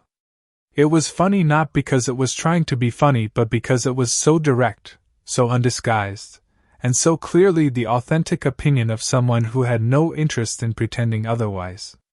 When a follow-up journalist asked if he missed working with Willis, his answer, "Not everyone is built for teamwork," was even better. The replacement of Willis with Ford also produced one of the most deliciously self-aware jokes in the finished film. When Barney Ross asks the new CIA handler drummer what happened to the previous operative Church, the character Willis had played in both preceding films, Ford delivers the line with a completely straight face. "He's out of the picture." The double meaning is so on the nose, so precisely calibrated to the real-world events that the entire audience was already aware of, that it lands as both a plot-functional line of dialogue and a perfect piece of meta-comedy. The audience laughs because they understand exactly what is being communicated. Stallone's willingness to break the fourth wall in this gentle, winking way shows a sophisticated understanding of how his audience relates to the franchise as something that exists simultaneously as fiction and as a kind of ongoing real-world event populated by actual human beings with actual careers and actual interpersonal dynamics.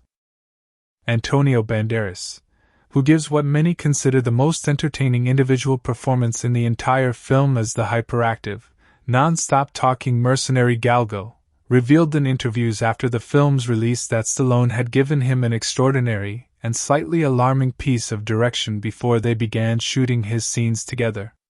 Stallone told Banderas to completely forget that he was an actor. He did not want Banderas to perform Galgo. He wanted Banderas to become Galgo.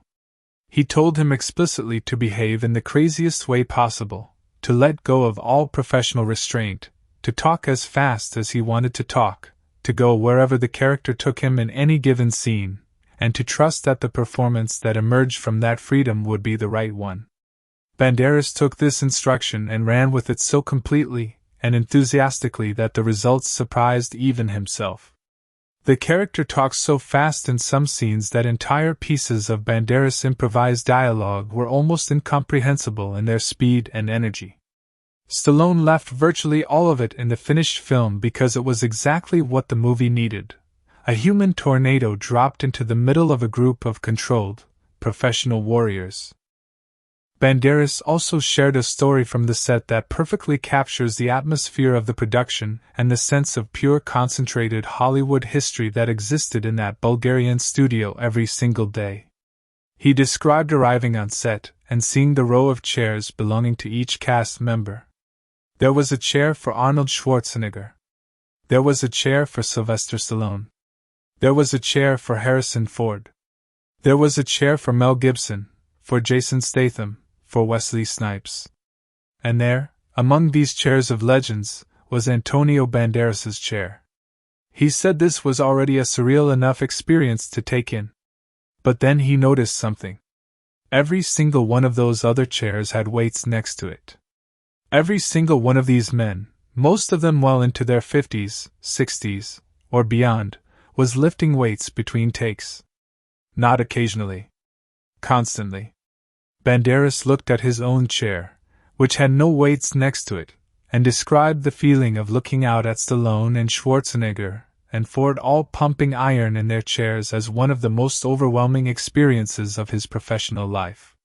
He said it was like looking at living history in motion. These men had built and sustained their careers on physical excellence, and even in a Bulgarian studio between takes on a movie set, they were not stopping. One of the most dramatic and genuinely alarming behind-the-scenes moments of the entire production involved Jason Statham, and an incident that could have been catastrophic but which ultimately became one of the most talked-about stories from the shoot. During the filming of an action sequence that involved a large truck, the brakes on the vehicle failed entirely while Statham was inside. The truck went over the edge and plunged into the sea. Most people in that situation would have been in serious danger. Statham, who spent 12 years as a competitive diver with Britain's national diving squad, is an exceptionally strong and skilled swimmer with enormous experience in water and the ability to remain composed in underwater situations that would panic most people. He managed to escape from the submerged vehicle, get himself to the surface, and emerge from the water safely. The story became one of those extraordinary collision of fiction and reality moments that the Expendables franchise seemed to generate with unusual frequency, an elite action star demonstrating in real life exactly the kind of survival skill and physical capability that his fictional characters are always depicted as having. Harrison Ford's role in the film included scenes in which his character piloted a helicopter and performed remarkable aerial maneuvers in a combat context. What made this particularly entertaining for those aware of Ford's biography is that Ford is, in real life, a genuinely experienced and licensed pilot of both fixed-wing aircraft and helicopters. He has flown for decades, is passionate about aviation, has volunteered for search and rescue missions using his own aircraft, and has been involved in several aviation incidents over the years. The casting of Harrison Ford as a character who flies helicopters, does rescue missions, and pulls off aerial stunts in a film where action stars play characters who do things they can actually do in real life was as perfect a piece of casting logic as the franchise ever produced. The film also contained another piece of self-aware franchise meta-humor that was rooted in Schwarzenegger's own legacy, and was included as a gift to the audience from the filmmakers. During the chaotic final battle sequence, Schwarzenegger's character Trench finds himself in the midst of the collapsing building's chaos, and delivers one of the most beloved lines in the actor's entire filmography, a variation on "Get to the chopper," which is his famous line from Predator in 1987. In the context of The Expendables 3, Trench surveys the rooftop after a particularly explosive moment, delivers a casual "Good morning," and then follows it up with, "Let's get to Z chopper." The audience's knowledge that this is Schwarzenegger quoting himself, in a franchise that is essentially built on the shared mythology of his entire career and the careers of everyone around him, makes the moment land as both genuinely funny and genuinely affectionate toward the tradition the film is celebrating. The scenes involving Galgo, Banderas' character, also generated several of the most purely comedic exchanges in the film. In one of the standout interactions, Galgo makes a comment to Barney about the tall member of the team, referring to Gunnar, played by Dolph Lundgren, not liking him. Galgo walks away, and Gunnar asks Barney what Galgo said. Barney replies with a completely straight face. "He likes you." The casual, dead-eyed willingness to lie to the enormous Swede about what the manic Spaniard just said about him captures the specific comedic tone of the film's quieter moments perfectly. There is also the sequence on the plane during the flight to the final battle, where Galgo simply will not stop talking. He talks and talks and talks at machine gun speed while the rest of the team sits in increasing silence and varying degrees of existential exhaustion. Toll Road looks down at his watch, checks how long they have been in the air, and announces to the rest of the team with the weary resignation of a man who has accepted his fate, "It's gonna be a long-ass flight, fellas."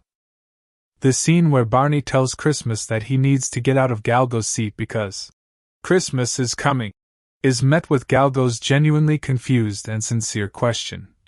"But it's June?" The humor works because Galgo is not trying to be funny. He simply does not understand that Christmas is a person's name, and not a holiday. Banderas plays this moment with such complete earnestness that it lands exactly as it should, as the genuine confusion of a man who is extraordinarily competent in combat, and completely lost in normal human conversation. The film's writers also managed to sneak in a beautifully constructed exchange involving Harrison Ford, Arnold Schwarzenegger, and Jet Li in the final act. When Drummer links up with Trench and Yin Yang to form the support team for the final rescue operation, the exchange between the characters reflects a quiet awareness of the absurdity of the situation and the extraordinary nature of the lineup assembled. Drummer looks at who Trench has brought as backup, surveys the group with the particular look of a senior intelligence operative evaluating a resource request that has come back with unexpected results, and says something to the effect of, "This is it? This is your evac team?" Trench shrugs it off with the cheerful confidence of someone who does not consider this to be a problem in any way. The moment captures the franchise's entire personality, the poker-faced acknowledgement that what is happening is both completely insane and completely wonderful at the same time. One of the most interesting and revealing behind-the-scenes details about the production is the story of how Mel Gibson was involved. Gibson was cast as the villain Conrad Stonebanks and delivered a genuinely compelling and menacing performance in that role. But the producers actually approached him about something even more significant. Early in the development of the third film, Mel Gibson was offered the opportunity to direct the movie. Not just act in it. Direct the entire thing. Given Gibson's history as a filmmaker, his experience with Braveheart and Apocalypto and the Passion of the Christ and the sheer technical and creative competence he had demonstrated in those films, it would have been an extraordinary piece of casting behind the camera. Gibson considered it and ultimately declined. He did not feel it was the right project for him to take on as a director, and Patrick Hughes, an Australian filmmaker who had made the acclaimed thriller Red Hill, took the director's chair instead. But the offer itself says a great deal about how seriously the producers were thinking about the creative identity of this third installment, and how highly they regarded Gibson's filmmaking abilities. The Mel Gibson of the finished film, incidentally, brought something to his performance as Stonebanks that no one else in the cast could have brought. Several observers noted that Stonebanks, as written and performed, is essentially Martin Riggs, the character Gibson played in the Lethal Weapon films, if Riggs had gone bad. The volatile energy, the dark humor, the willingness to go completely unhinged at unpredictable moments, these are all qualities that Gibson and the characters share. Whether this was a deliberate creative choice, an accident of casting, or something that simply emerged naturally from putting Gibson in the role, it gives his performance a layer of metatextual richness that rewards audiences who know his filmography. He is not just playing a villain in an action movie. He is showing what happens when the most dangerous aspect of one of his most beloved characters is stripped of all its redemptive qualities and left to run free. The Expendables 3, complete cultural and historical details. The historical roots of the Expendables franchise. To truly understand the cultural and historical significance of The Expendables 3, you cannot simply look at the film in isolation. You have to go back further, much further, to understand why this franchise exists at all, what it represents in the context of cinema history, and why it connected so powerfully with audiences around the world across multiple generations. The Expendables 3 is not just an action movie. It is a cultural artifact. It is a document of a very specific era in Hollywood history, a love letter written to an audience that grew up in a particular time and place, and a statement about what action cinema means to the people who love it most deeply. The story begins in the late 1970s and runs through the entire decade of the 1980s, a period that many film historians and pop culture analysts consider the golden age of Hollywood action cinema. This was the era that produced the characters, the actors, the archetypes, and the storytelling conventions that the Expendables franchise is built entirely upon. Understanding that era, where it came from, why it happened when it did, and what it meant to the audience that consumed it, is the essential foundation for understanding everything The Expendables 3 is doing culturally and historically. The late 1970s in America was a period of significant national uncertainty and psychological exhaustion. The Vietnam War had ended badly and left deep wounds in the American national consciousness that had not come close to healing. The Watergate scandal had shattered public trust in institutions and in political leadership in ways that lingered for years. The economy was struggling with inflation and unemployment. The nation had lost its sense of unquestioned confidence and exceptionalism, and that loss was felt at every level of the culture, including in the movies that audiences were choosing to watch and respond to. Into this environment came a new kind of film hero, a man of action, physically dominant, morally straightforward, capable of solving problems with strength and will and determination that cut through the ambiguity and complexity that seemed to define the real world of that era. Sylvester Stallone's Rocky in 1976 was the first and perhaps most important articulation of this new hero. Rocky Balboa was not a sophisticated character. He was not intellectually complex or psychologically layered in the way that the anti-heroes of 1970s cinema had been. He was a simple man with simple values: work hard, don't quit, fight for what matters, and his story resonated with audiences so profoundly precisely because those values felt like exactly what a tired and uncertain America needed to hear at that moment. Rocky was followed by the first Rambo film, First Blood in 1982, which introduced a Vietnam veteran struggling to reintegrate into a society that did not understand or appreciate what he and men like him had sacrificed. The character was initially conceived as a critique of how America treated its returning soldiers, and the first film has genuine dramatic weight and political intelligence. But the character quickly evolved into something else in subsequent installments, an almost mythological warrior figure, a one-man army capable of defeating entire armies and reshaping the outcomes of conflicts that governments could not manage through conventional means. This evolution of the Rambo character in the mid-1980s was not an accident. It coincided precisely with the Reagan era in American politics, a period in which the language of national strength, military confidence, and American exceptionalism was being deliberately revived and promoted at the highest levels of government and culture. Ronald Reagan spoke the language of optimism and strength. He rebuilt military spending and projected an image of American power that stood in deliberate contrast to the uncertainty of the preceding decade. And Hollywood, consciously or unconsciously, responded to this cultural moment by producing action films that embodied the same values of strength, individualism, and the ability of a single determined man to overcome any obstacle.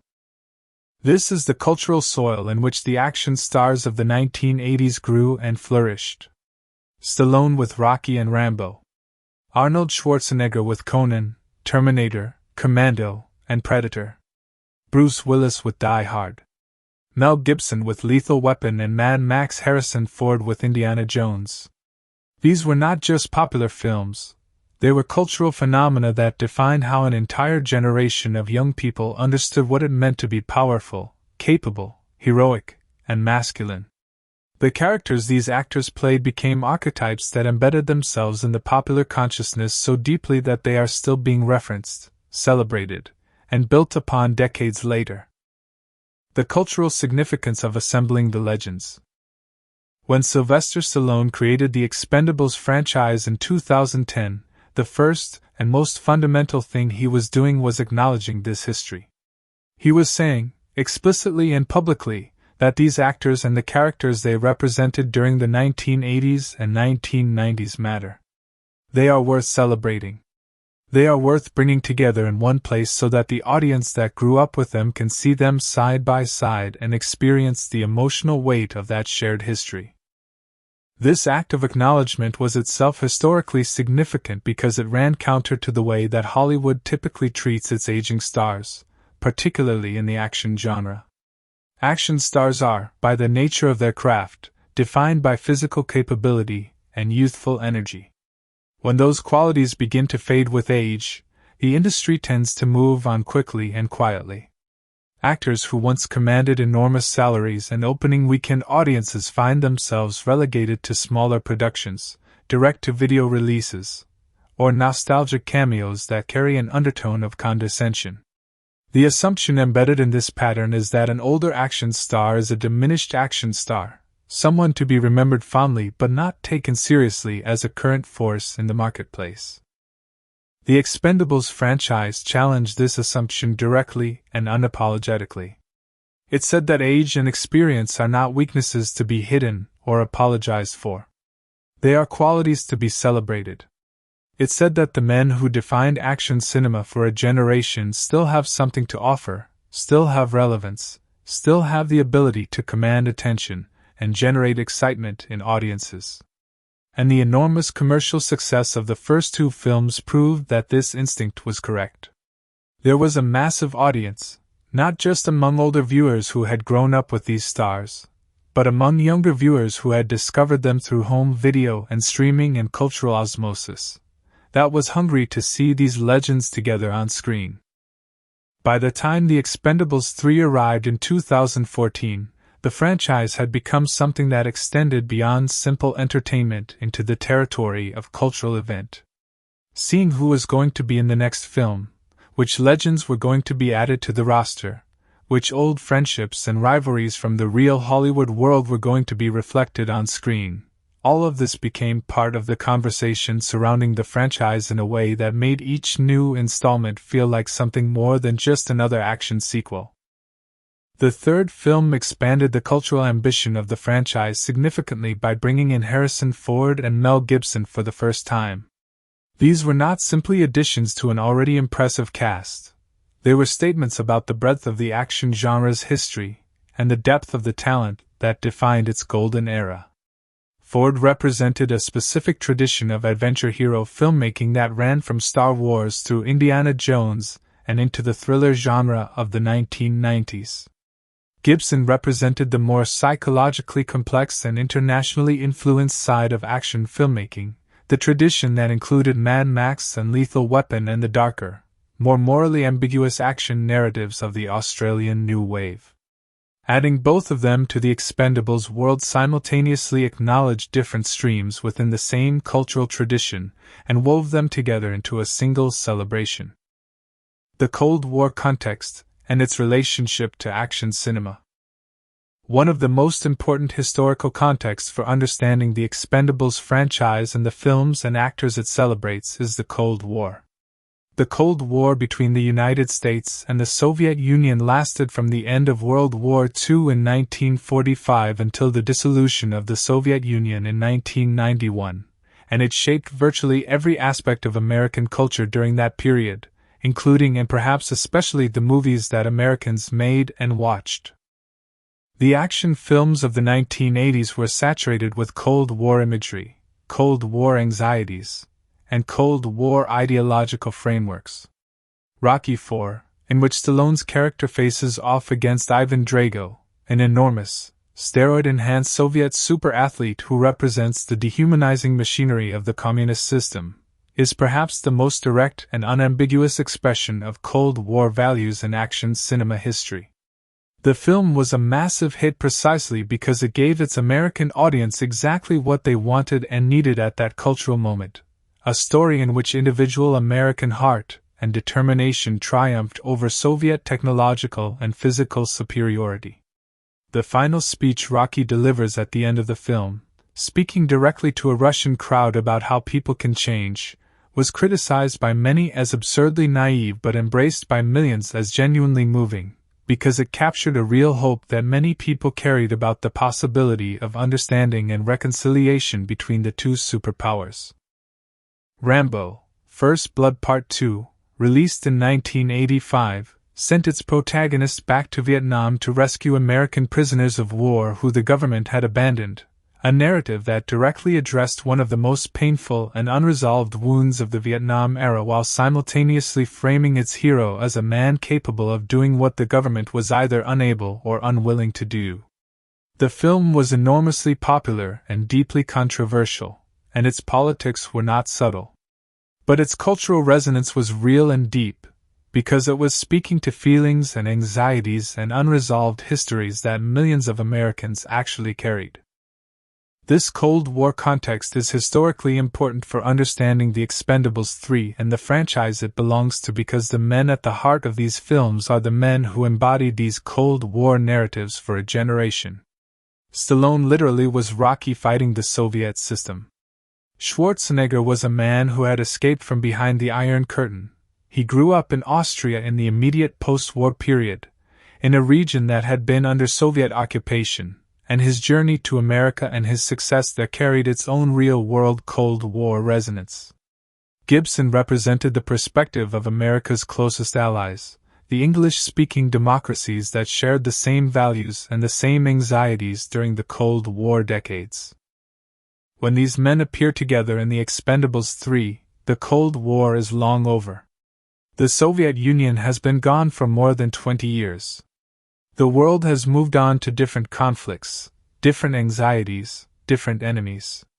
But the cultural memory of that era is still alive in the audience, and the franchise honors that memory by taking seriously the figures who gave it its most vivid cinematic expression. the changing definition of masculinity in action cinema. One of the most genuinely interesting cultural discussions that surrounds the Expendables franchise and that became particularly pointed with the third film is the question of what these movies say about masculinity, what it means, how it is defined, how it changes over time, and how cinema both reflects and shapes society's understanding of it. The action heroes of the 1980s represented a very specific ideal of masculine identity. They were physically dominant, emotionally restrained, self-sufficient, and defined almost entirely by their capability in combat and crisis situations. They were not men who talked about their feelings or sought help or admitted vulnerability. They solved problems with their bodies and their will. They were protectors and warriors and lone wolves. And for the generation that grew up watching them, these characteristics became deeply embedded in a culturally influential vision of what a man was supposed to be. By 2014, when The Expendables 3 was released, this vision of masculinity was being examined and challenged in ways it had not been before. Cultural conversations about toxic masculinity, emotional intelligence, vulnerability, and the damage done by rigid gender expectations were becoming more prominent and more mainstream. The question of what these aging action heroes represented in this new cultural context was genuinely interesting and genuinely complex. The Expendables 3 navigates this complexity in a way that is more thoughtful than the film's action movie surface might suggest. Barney Ross in this film is not simply an invincible warrior executing missions with confident mastery. He is a man who is afraid, specifically afraid of losing the people he loves. His decision to disband the original team is not a display of strength. It is an act driven by fear and guilt, by the emotional weight of watching Caesar get shot and feeling responsible for that outcome. It is, in the language of the contemporary conversation about masculinity, a display of emotional vulnerability in the way it is experienced internally, even if it is externally expressed as a hard, unilateral decision that he presents to his team without discussion.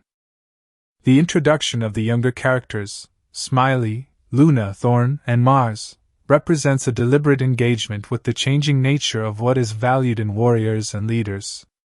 These young recruits bring capabilities that the original Expendables do not have.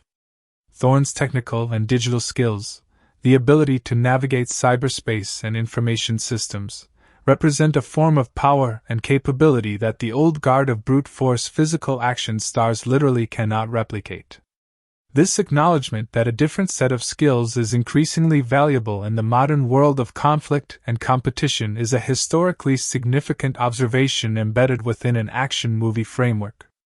It says that the world has changed, that the qualities that made someone valuable in one era may not be the same qualities that matter most in another, and that the wise response to this change is adaptation and inclusion rather than resistance and denial. Luna's presence in the film, as a female warrior who is recruited on pure merit and who fights alongside the men as an equal, was also culturally significant in the context of the franchise's history. The original Expendables films were almost entirely male spaces, and the action genre from which they drew their inspiration was overwhelmingly defined by male protagonists.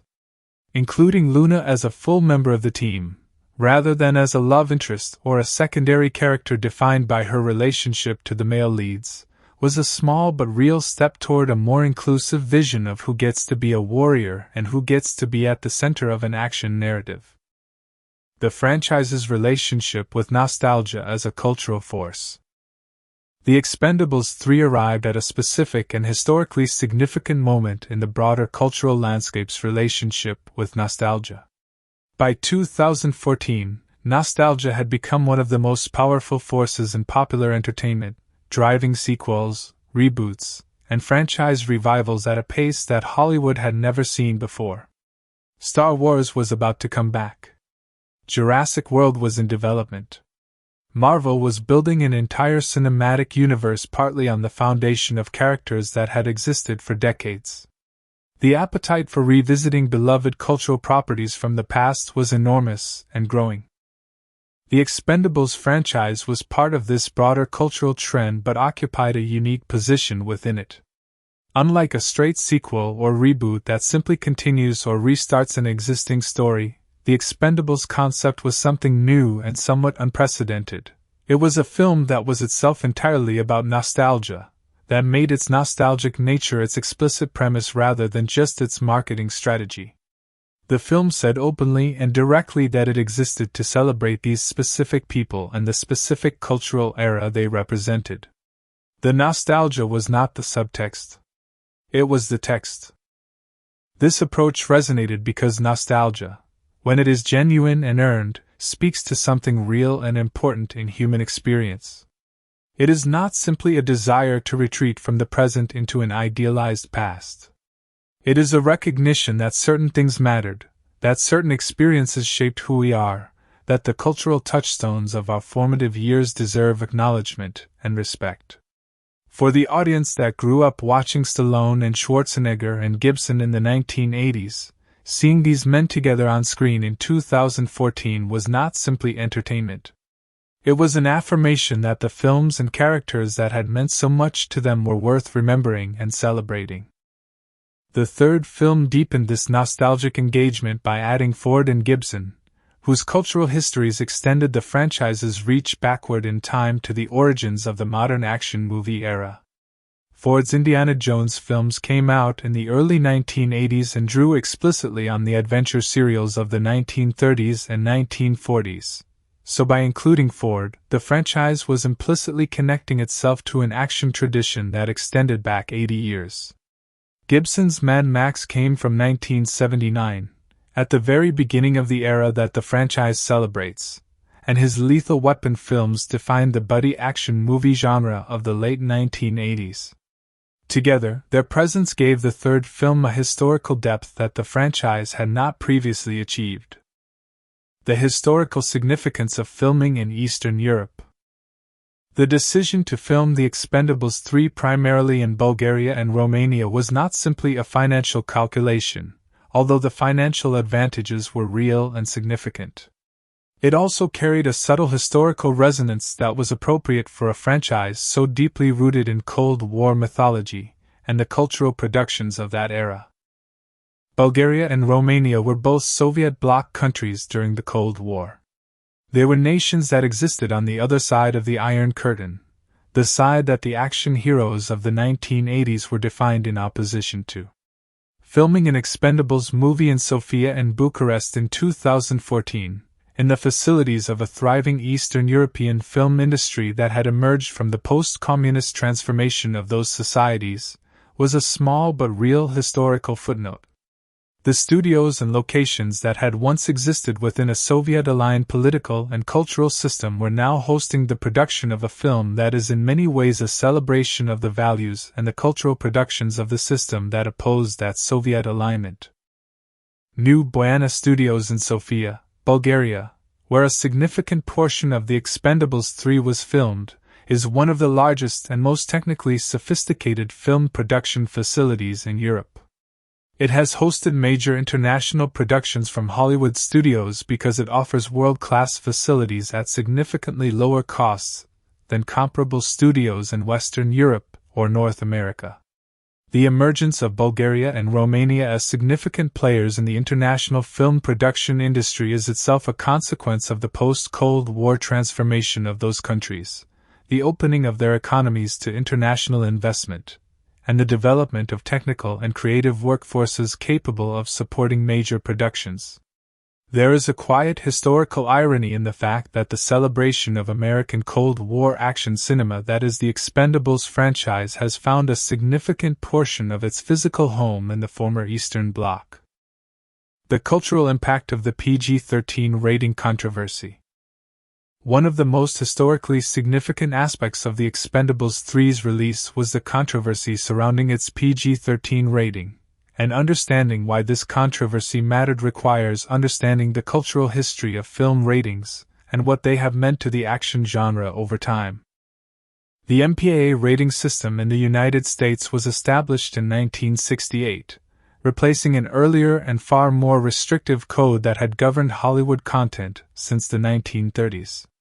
The ratings system was designed to provide guidance to audiences and parents about the content of films rather than to prohibit content outright, and over the decades it developed into a system that significantly influenced how films were made, marketed, and received. For the action genre, the R rating became culturally associated with a particular level of seriousness and authenticity.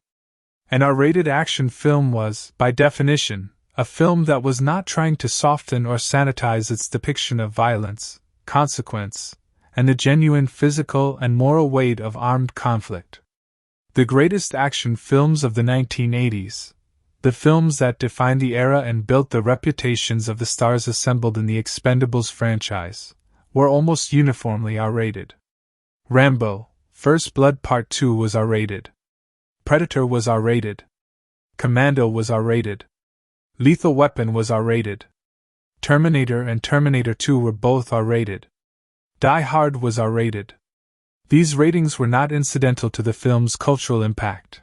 They were part of the identity of the films, signals to the audience that what they were about to see was uncompromising in its depiction of the action genre's central subject matter. When the Expendables franchise launched in 2010, it carried an R rating, and this was seen as entirely appropriate. The franchise was explicitly invoking the tradition of 1980s action cinema, and an R rating was part of that tradition's DNA. The second film was also R-rated, and the franchise seemed committed to maintaining this identity. So when The Expendables 3 was announced as a PG-13 film, the reaction from the franchise's core audience was immediate, intense, and genuinely angry. The reasons given for the PG-13 decision were financial and strategic.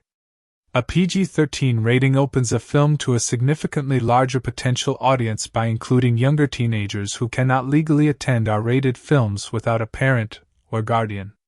The theory was that by softening the rating, the production could expand its market and generate higher box office returns. This is a calculation that Hollywood studios make regularly, and that sometimes pays off commercially. In the case of The Expendables 3, it did not pay off, and Stallone himself acknowledged this publicly and emphatically. He called the decision a horrible miscalculation, and committed to ensuring that any future installments would return to an R rating. The domestic box office numbers supported his assessment. The film significantly underperformed domestically compared to its predecessors, and many observers attributed this at least partly to the PG-13 rating alienating the core audience that had supported the franchise from its beginning. But the cultural significance of the controversy extends beyond the simple question of commercial performance. It speaks to a deeper truth about why audiences engage with certain kinds of art and entertainment, and what they bring to those experiences. The core audience of the Expendables franchise was not simply looking for action sequences. They were looking for a particular experience of action cinema, one that honored the tradition from which it came, that took seriously the things that tradition had always taken seriously, that did not condescend to its audience by softening the edges of a genre that had always defined itself partly through its willingness to confront the genuine consequences of violence. When the PG-13 rating arrived, it felt like a betrayal of that implicit contract between the filmmakers and their audience. It felt like the franchise was prioritizing commercial expansion over cultural authenticity. And audiences felt that betrayal and responded to it at the box office. The metacultural dimension, the franchise as self-aware celebration. One of the most genuinely interesting cultural aspects of The Expendables 3, and of the franchise as a whole, is the degree to which it operates on a self-aware, metatextual level that sets it apart from almost any other action franchise in cinema history. The Expendables films know exactly what they are. They know why they exist. They know who their audience is and what that audience is bringing to the viewing experience. And they use that knowledge in sophisticated and often very funny ways. The most obvious and discussed example of this meta-awareness in The Expendables 3 is the Bruce Willis situation and the line given to Harrison Ford about church being out of the picture. This is not subtle. It is a direct acknowledgement of real-world events woven into the fictional narrative of the film, and it works as both plot information and as a knowing wink to an audience that already knows the story. The filmmakers trusted their audience to understand the joke, and the audience rewarded that trust by appreciating it. The Wesley Snipes tax evasion joke operates in the same register, but is even more daring because it requires Snipes himself to stand there and deliver the punchline about his own criminal conviction with a straight face in front of a global audience. The courage that took, the willingness to walk directly into the most public and embarrassing episode of your professional and personal life and turn it into a moment of comedic self-awareness, is genuinely impressive and reflects a mature understanding of how celebrity and public perception work in the modern era. It says, I know you know. Everyone knows. So let's all acknowledge it together, and then move on. It disarms the awkwardness by confronting it directly and converting it into a shared laugh. The Schwarzenegger callback to Predator with the "Get to Z Choppa" line is another layer of this meta-awareness. The line works as a genuine comedic moment within the film. But it also works as a gesture of appreciation toward the audience, an acknowledgement of the shared history between these actors and the people watching them, a reminder of where they have all been together, and what they have all meant to each other across the decades. This kind of metacultural self-awareness was not typical of the 1980s action films that the Expendables franchise celebrates. Those films, by and large, existed entirely within their own fictional worlds without acknowledging the audience's knowledge of the actors playing the characters. The Expendables franchise inverts this relationship. It makes the audience's knowledge of the real actors and their real histories an essential part of the experience of watching the film. It says that what you are watching is not just a story about fictional mercenaries. It is a celebration of real people and real careers and real shared experiences between performers and the audiences who have followed them across decades of cultural life. The franchise in the context of global action cinema. The Expendables 3's cultural significance also extends into the context of global action cinema, and the way that Hollywood's relationship with the world has evolved since the 1980s. The original action films that the franchise celebrates were products of a specific moment in American cultural and political history, made primarily for American audiences with American cultural assumptions baked into their narratives and their values. But by 2014, the global film market had transformed enormously, and The Expendables 3 reflected this transformation in interesting ways. The film's enormous performance in international markets, particularly in China and other parts of Asia, demonstrated that the appeal of these classic Hollywood action stars was genuinely global rather than exclusively American. Jet Li's presence in the cast was part of this international dimension, connecting the Hollywood action tradition with the equally rich and historically significant tradition of Asian martial arts cinema. Jet Li had built his career in Hong Kong and Chinese cinema before transitioning to Hollywood, and his presence in the Expendables franchise represented the ongoing and deepening integration of Asian cinematic tradition into the mainstream of global entertainment. The film was made by an American studio and starred predominantly American actors, but it was physically produced largely in Eastern Europe, targeted global markets from its inception, and featured cast members from multiple national and cultural backgrounds. This internationalization of the production reflects the way that Hollywood filmmaking had evolved from a predominantly domestic enterprise into a genuinely global one, both in terms of where films are made and in terms of who the intended audience is. The legacy and historical position of The Expendables 3. Looking back at The Expendables 3 from the perspective of where we stand now, its place in the cultural and historical record of action cinema is both clearly defined and genuinely significant. It is not the best film of the franchise.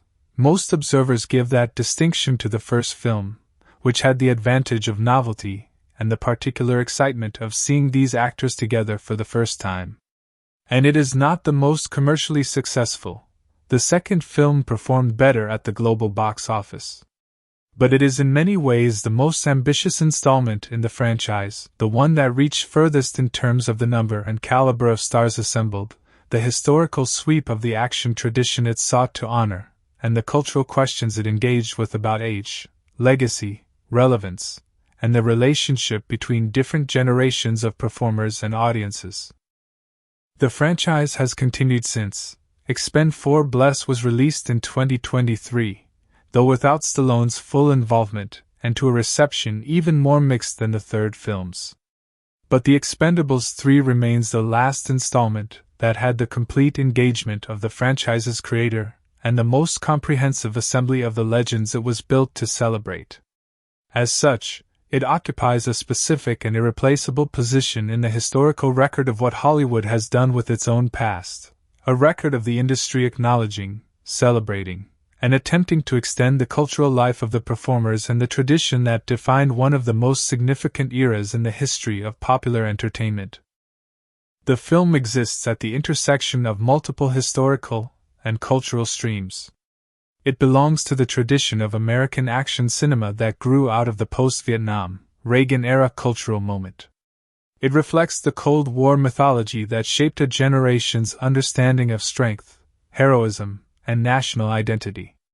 It engages with the evolution of gender and masculinity in popular culture. It participated in the broader cultural turn toward nostalgia that defined entertainment in the early 21st century. It grappled with the question of how an industry and its audience relate to its own history and to the people who made that history. And it did all of this while also blowing up a very large building in Bulgaria and making everyone involved look like they were having the time of their lives. That combination of genuine cultural substance wrapped in the most entertaining possible package is what makes The Expendables 3 worth taking seriously as a cultural and historical document, long after the explosions have faded and the credits have rolled.